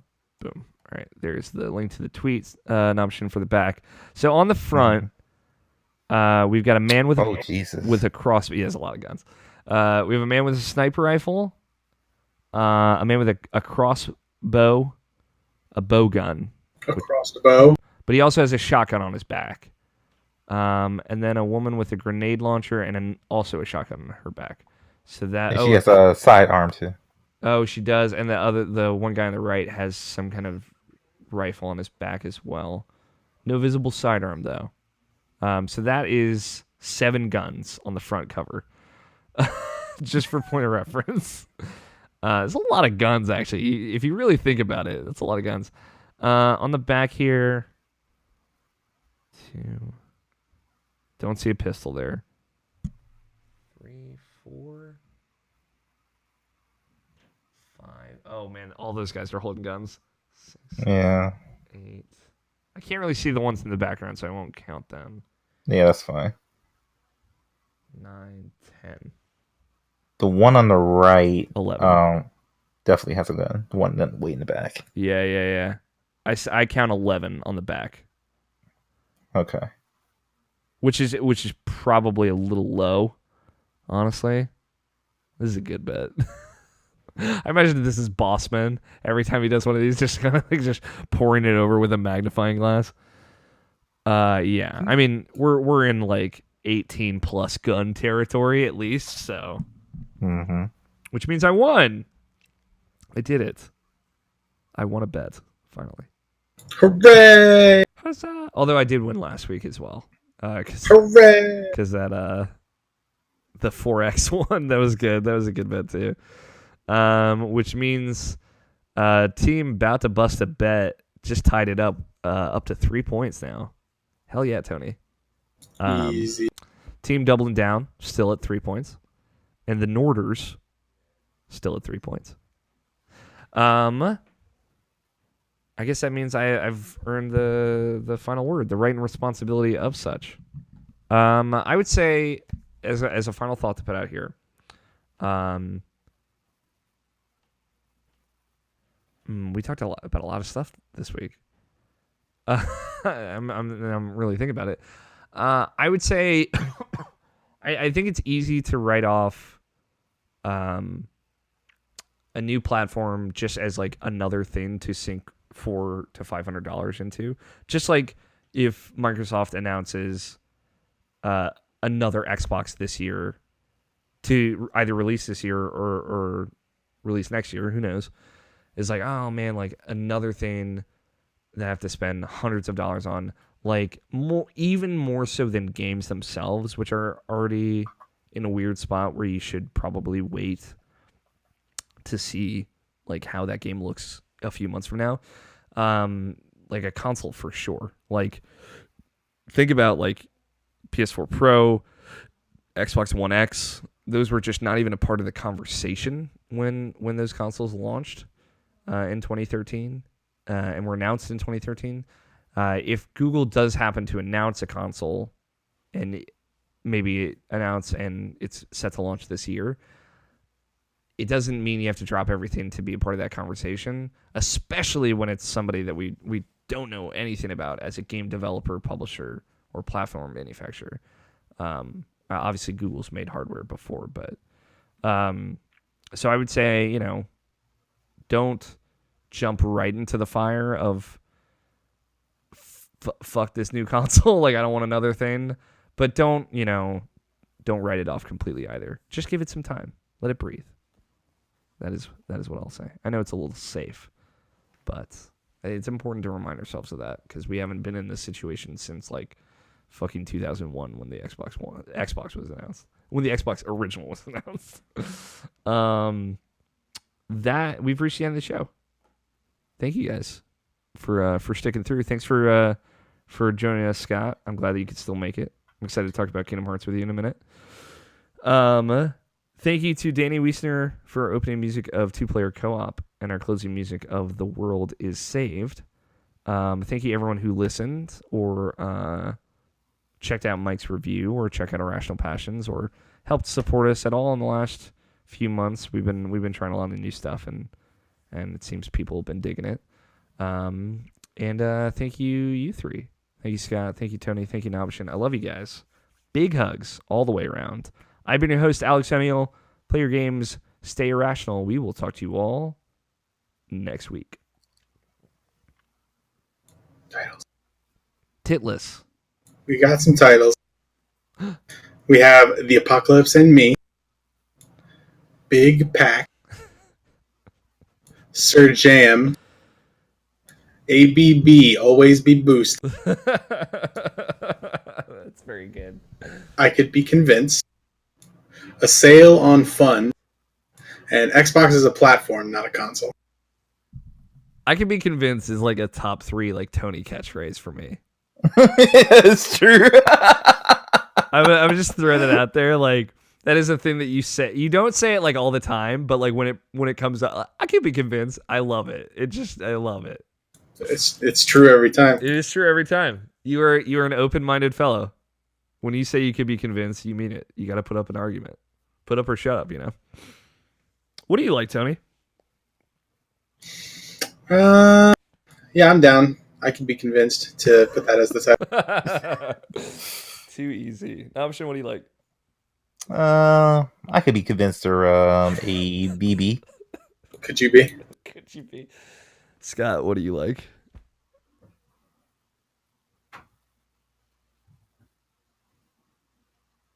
All right, cool. A sale on fun. A sale on fun. $5. $5 for fun, please. I think I would go with I Could Be Convinced as well. All right. I'm sorry, Tony. Or Scott. Jesus. Tony, do you want to say the episode title and I'll say the number? Sure. You're listening to Irrational Passions Podcast, episode 416. I Could Be Convinced. Perfect. Tony? Hi. Thank you. You're free now. We're going to talk about Kingdom Hearts. He's just gone. He didn't even say goodbye. I just looked up and he's fucking gone. Oh yeah, I'm just getting right into it. All right, so spoiler warning, listeners. I just was a we're in it. No. No, they don't get it. No. All right, hit me with this, Scott. Last time I was at the end of the Frozen World. Mm-hmm. And I went through Pirates Big Hero 6 and most of the final chapter. Yeah. Through this time. So yeah, quite a bit. Yeah, that's a lot. I mean, to be fair, well, Pirates is big. I don't know how long you spent there. I think it ended up being 4 hours. Yeah, I spent about 4 hours there. Because I was at the point where I knew like the next, all right, I got to just finish this game. because I can't not know any longer was really it. And it was like, I know I'm going to come back to do like cleanup afterwards. I'll just come back and do the stuff in Pirates afterwards. So how you feeling? I don't know where you're. We could talk about Frozen, we could talk about Pirates, but I mean, do you want to talk about like the stuff that you're getting into with the Keyblade Graveyard, or like? I mean, I'd say let's go over. No, you mean Big Hero 6 and Pirates, but you're right. I'd say I think we should still take it world by world. Yeah. Okay. The first one I did was Pirates, was of course easier, and you were absolutely right about the aesthetic. It's so good, right? Oh my god. They did very good with how that section looks. Yeah, I think like just a little bit of like a coating on how everybody looks, but I think it just man, it works so well for that whole section. Oh. And Donald has fur instead of feathers. Yep, it's cool. I saw somebody tweet out like, I'm pissed that Donald doesn't swim like a duck, and it's a fair criticism. He doesn't like a little waddle in the water. He just swims like a human. What did you think of Pirates? I thought Pirates was a really good world. Good. It was nicely paced, and it looked good. It was massive. I want to say that the ship combat feels very good. And what was it? Oh, the boat doesn't take forever to get places. Yeah, it goes pretty fast. So all things considered, as far as gimmicks goes, this world has had the best one with the ship. At least I think so. Yeah. And the filter did the best in this one than it did in any other world. Okay. I like the only other one that stands out to me is like Winnie the Pooh. But obviously Pirates looks fucking so good. God. Every time that you talk about this, I didn't even notice it in Winnie the Pooh, to be honest. It's like a different kind of cell shady-ish look to it. Every time you talk about Kingdom Hearts, God, it makes me just want to play Kingdom Hearts 3 again. I will say. So the story kind of got thrown off a bit there, because it sounded very much so like Sora was going to be the key that unlocked Calypso? Is that it? I like how none of us are sure. No, it was Calypso. Calypso. Okay. Yeah. Okay. But then that just never happened, and you never saw her. Yeah, what did she like whisper something to you? That's a real world the reference on, because like it's all based on that movie, and like if you haven't seen that movie, you don't know what the fuck is going on. Yeah, so. like that one, like obviously like they do genuinely skip just the middle Pirates movie, right? None of that happens in this game. You're kind of like picking up where that leaves off, so you see the first one, not the second one, and come in on the third. And then you miss most of the third too. Yeah, a lot of that it happens, but it happens like off screen, and you kind of come in at the end.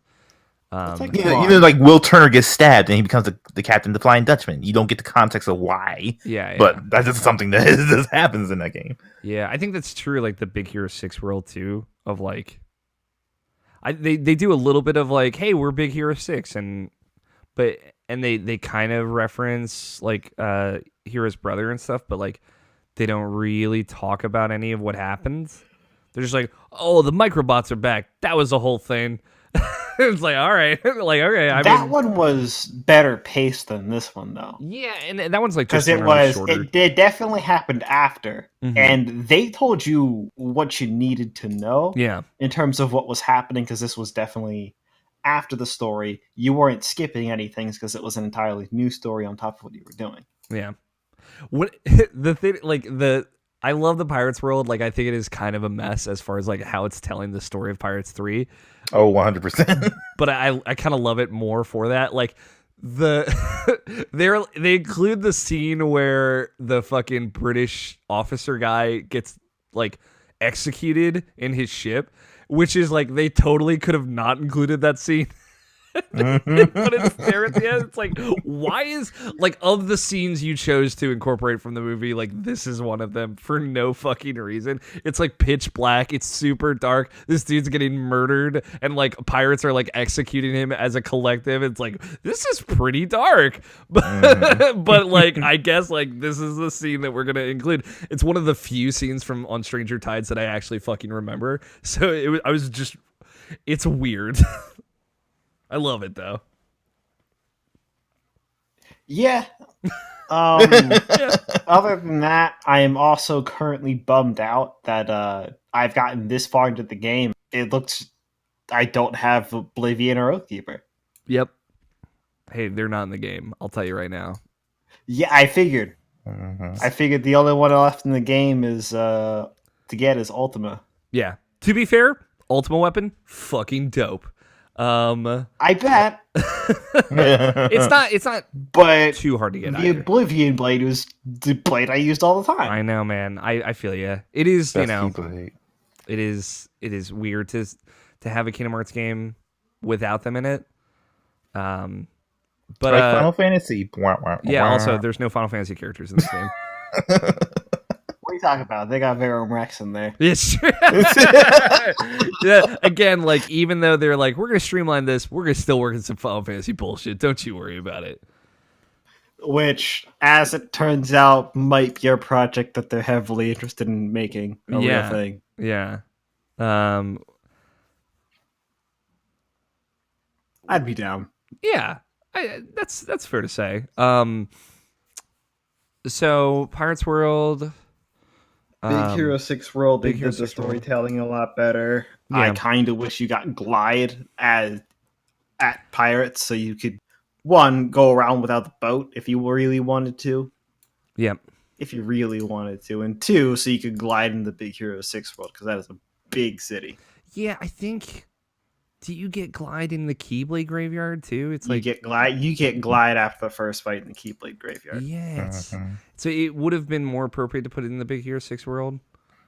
Very least in the middle of it. Yeah, I'm with you. You know, that training for nothing. Yeah. I did appreciate not having to like grind out a fucking drive form for 3.5 hours to get Glide. Just gonna throw that out there.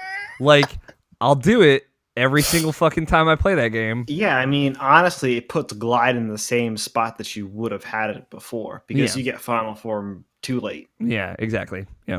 You get Final Form in a position where Final Form isn't very useful. Isn't useful anymore. To be fair, like Final Form is kind of useful for some of the secret bosses, but that's not. Yeah, but that's it. Yeah, it's not quite. But I mean, then again, I'm pretty sure, in my opinion, no, in my experience, anything you can stagger, if you're looking to just win, you pop Peter Pan and Mega Flare. Yeah, dude, you know what's up. And then that's game. Yeah. Man, Mega Flare's so broken. Speaking of Mega Flare, yeah, Donald dude, popping out Zeta Flare. yeah, dude, what a moment. I mean, Totally, like, man. you're in that now. Like, not even just that. Like, after you finish Big Hero 6, you go and rescue Aqua. That fight with Riku, and you get the reaction command Sora. Such a good fucking moment. Mm-hmm.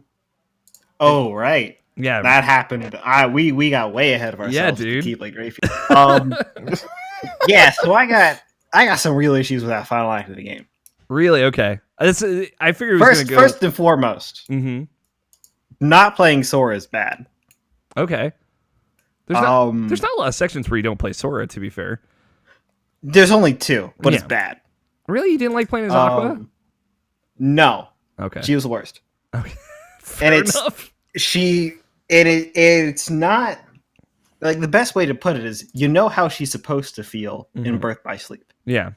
That was not that. She plays exactly how she does in like the 0.2 thing, which I liked. I liked that section a lot, mostly because the Vanitas music comes in and you're like, fuck yeah. But I liked playing as Aqua. I liked playing as Riku as well. And then I guess the biggest problem I have is they're just that much weaker than the Sora you already have, and they're very much so not supposed to be. Yeah.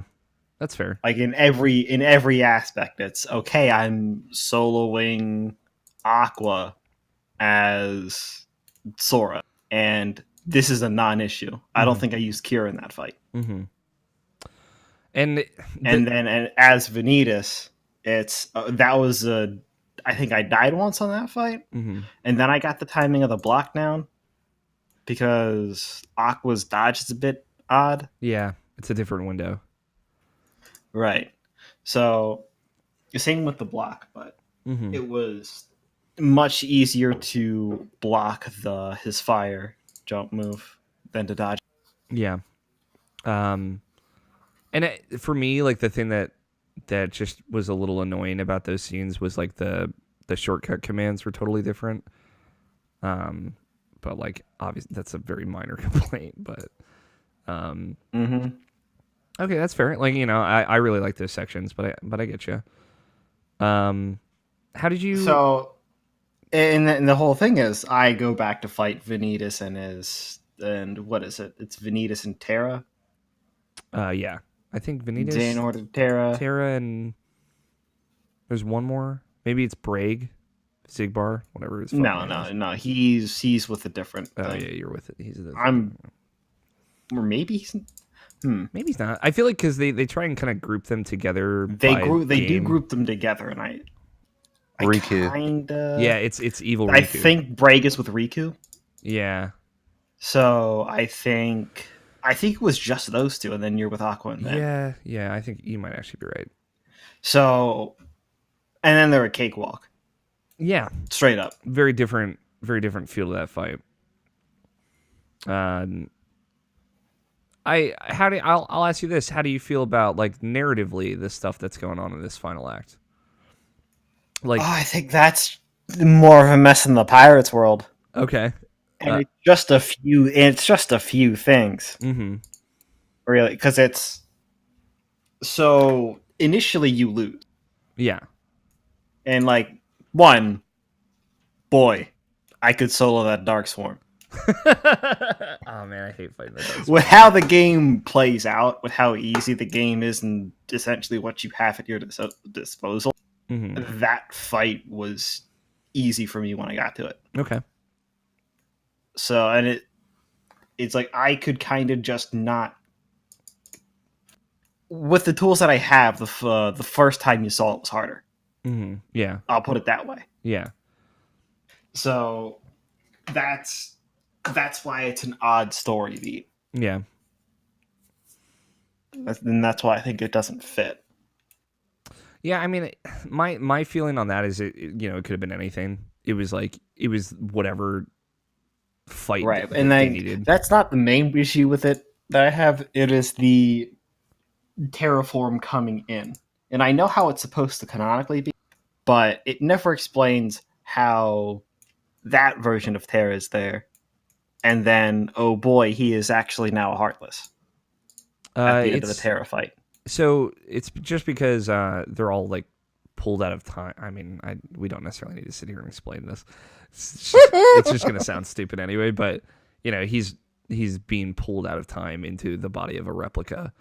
So it's just like another version. Like it's some. Okay. So that is the replica that Vexen dropped off. Yeah, I mean, so there are straight up. I think there's like 10 replicas, right? And it's just like, all right, we gotta fill these bodies, right? Like whatever Xehanorts we need. The only one that is like physically there is young Xehanort, and the other ones are like the hearts being pulled forward. And then once they are defeated, they just pop back into whatever time that they were pulled into, and it's like they didn't miss a beat, right? Which, to be fair, like I liked the contextualizing of that because it made me feel a little bit better about Dream Drop Distance personally, just on a personal level. But I get you. Okay, because the thing is, I missed that they had 10 replicas. Yeah, I mean I think they might have mentioned it like literally once, and it's like a throwaway scene between Vexen and somebody. So, but like when at some point I think bodies start dropping and you will see like replicas. And it's I already saw how Roxas came in, all that. Yeah, but like some of them aren't replicas and some of them are, right? Like all of the OG organization members aren't replicas. They're somebody, or like they're somebody's again that gave up their heart again, became nobodies again, and now are, Sora or Xehanorts again. And then typically the different versions of Xehanort are the ones that are actually replicas or like being in replica bodies. But like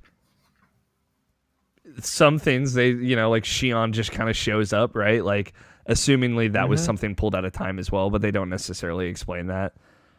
But the vehicle was less important to like the story beat that they wanted to deliver, which is, for better and for worse. Yeah, Mm-hmm. I can agree with that. And then there's also the cutscenes at every time that each person dies. Yeah. The issue that I have with that is The it's whole fight stops. every cutscene. Everything stops, and Yeah. it seems like they are the last one to go down. Yeah. Every time, except for in Terra's case, which I got him first. He had a mini cutscene. Then I took down Vanitas. Yeah. Then he had his, and then when the whole thing was over, Terra had his again. Yeah, I mean, it's weird because like, And it's like, come on.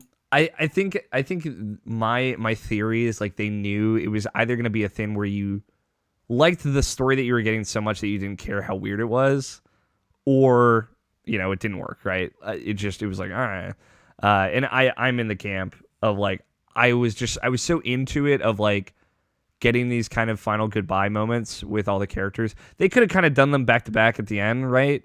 But I was into like these kind of intimate moments because I like a lot of the dialogue, especially like between Sora and those characters, like the kind of redemption of a lot of characters, and that like when you beat Xemnas and he's like, the first thing I feel in an eternity is sadness, and it's like, oh man, I really like that. Like I love that there's like the actual remorse being shown to Sora, like, and that Sora has kind of changed a lot, and what he's saying to these characters is different now than it was before. So like again, it was one of those things where like the curtains went separated, and I saw the stage, but I didn't care. But I get you, Scott. I do feel you. Yeah. I don't know if I'm like pulling you around on this, or if you're like still a little A frustrated. little bit, but not really. Okay, that's fair. So- If it's a little bit, I'll take that. So that the entire final world scene, The final world It scene was- is weird. It's also Yeah, not the and final world, which I really Yep. like. well, it's final world in name. Yeah.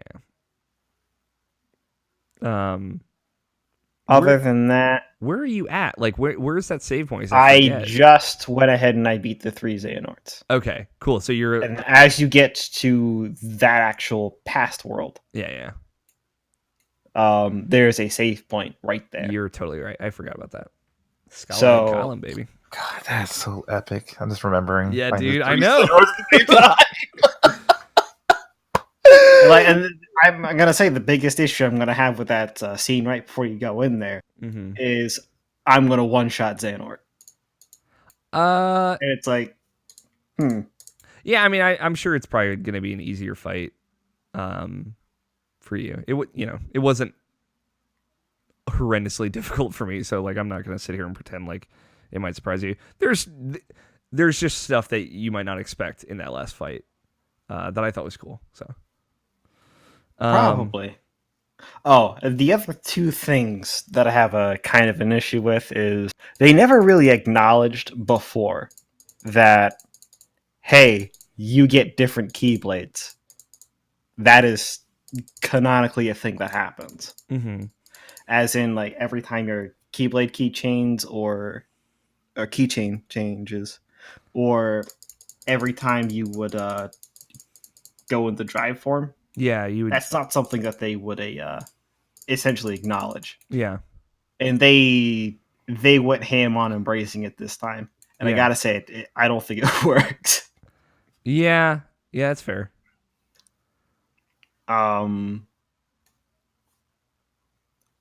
And they did that so much so that they did that with the attractions. Yeah. I'm like, stop. Like No. I said in my review straight up, like I just stopped using them about halfway through the game. So They did, but you can't not. I don't think you can not. You can not. You can. Yeah. Well, I mean, like. You know the scene I'm talking about, right? Oh, that. Yeah. No, you have to do that.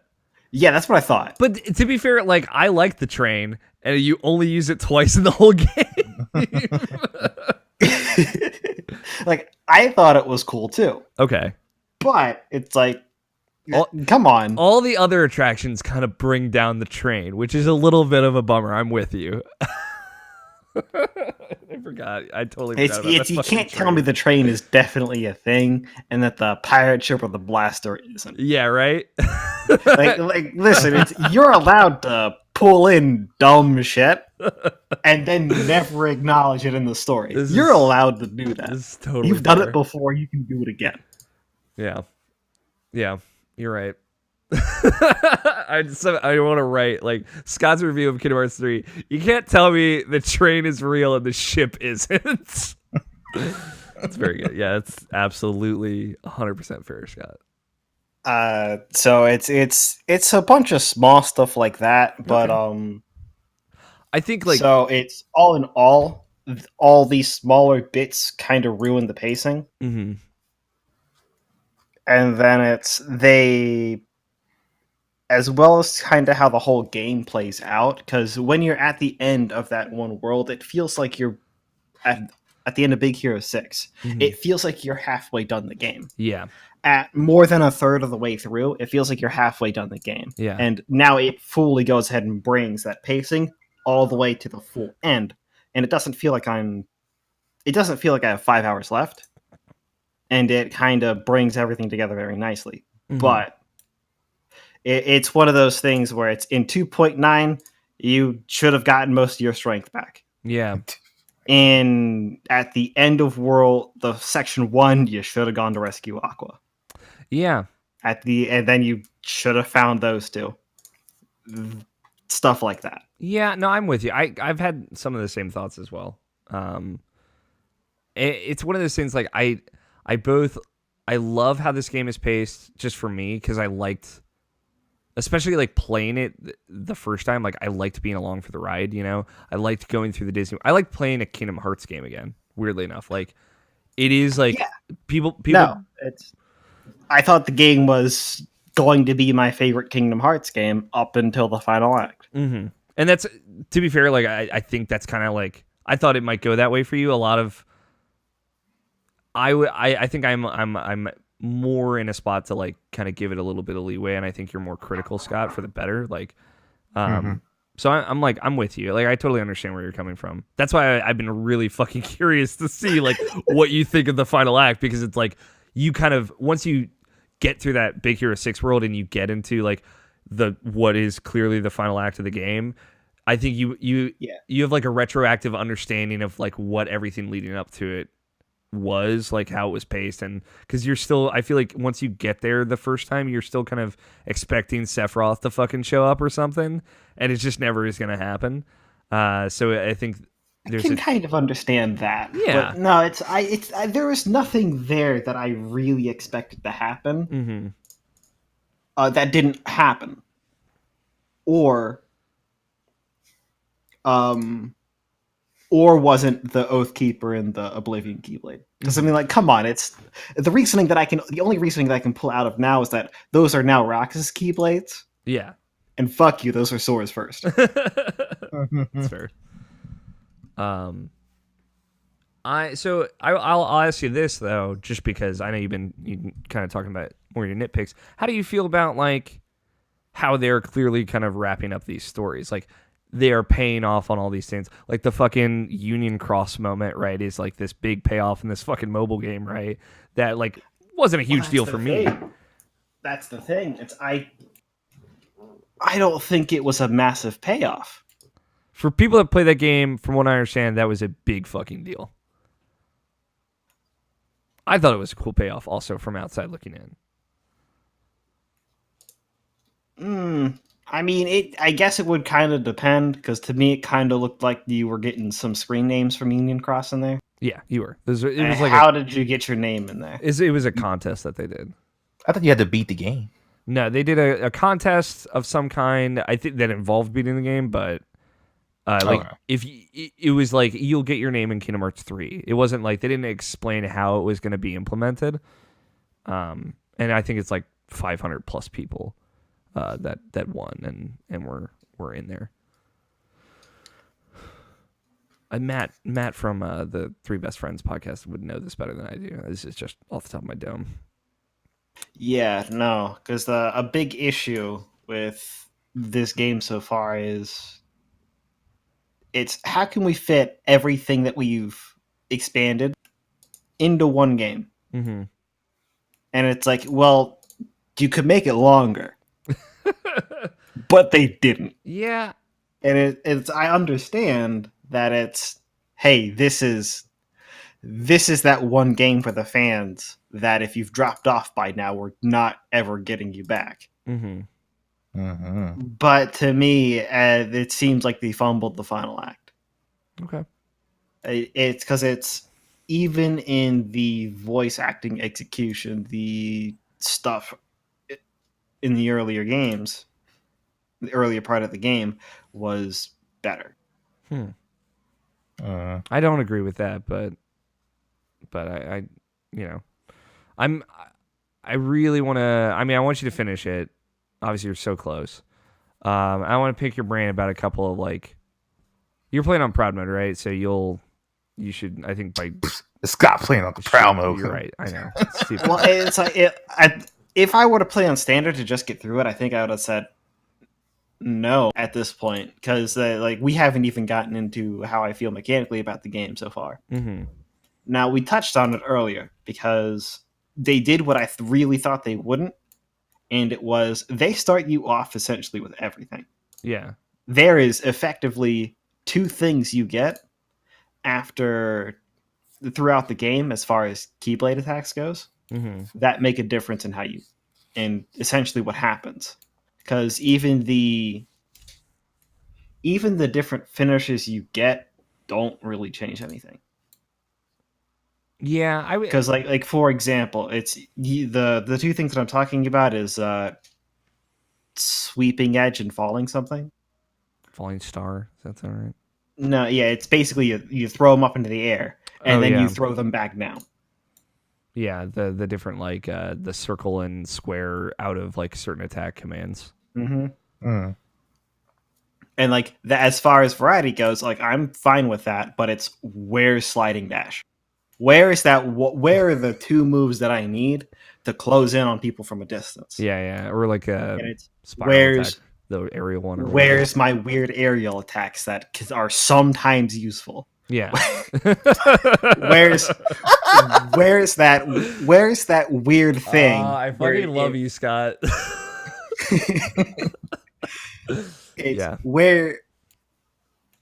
Where's that weird ground attack that overwrites sliding dash that you only want to use in some boss fights? Yeah. And it's like they don't have them because arguably who cares? Yeah. So you don't need why would you need them in a game that doesn't require you to really do anything but button mash it? Mm-hmm. And that's the big second part of the combat system that I have a problem with, is that it's fluid. It's too fluid for the game's challenges. It's too fluent for the game's challenges. Mm-hmm. They don't expect you to. They expect you to essentially use Kingdom Hearts 1 or 2 level of combat polish against these guys, but you have a much better level of polish on it, so you can cancel out of your attacks much better than you could before. Yeah. You have way more options just from flow motion, and you're being able to switch keyblades on the fly. The magic covers essentially all your bases on what you need for magic. I kind of miss Reflect and Magnera. Yeah, I miss Reflect a lot when I was playing that game. But I mean, it's arguably because the challenges are so easy, it's good that it's not here. Mm-hmm. I don't think that I should be saying that. I know, but I love how defeated you sound when you said it. But it's kind of true. Yeah. It's because the whole thing about the whole thing about some of the broken stuff in 1 and 2 is you have to figure out that the links and the team attacks are useful in those situations, Mm-hmm. and then you have to abuse them for it. Yeah. And then there's, at the very least for Reflect, there are things that they stop you from being, that stop it from being abused. For example, in Kingdom Hearts 2, your magic is tied to your combos. Mm-hmm. Yeah. So if you're trying to reflect out of a skill and then keep going, you have to have a high combo count, or you're just going to end up with a finisher. Yeah. I'll say this just because we're at the very late point. It's very long. If I'm gonna ask you one question, and then I think we can table this because we're gonna talk about the ending next week. Yes. And we can kind of get some final thoughts and final feelings after you finished it. If there were a Kingdom Hearts 3 final mix that rebalanced a lot of this, added a lot of different variation to the combat, made it harder, there was like a critical mode, and added and spaced out the kind of pacing of the game, like added more things that pace it a little bit differently, even maybe pace out the final act better, would you play that?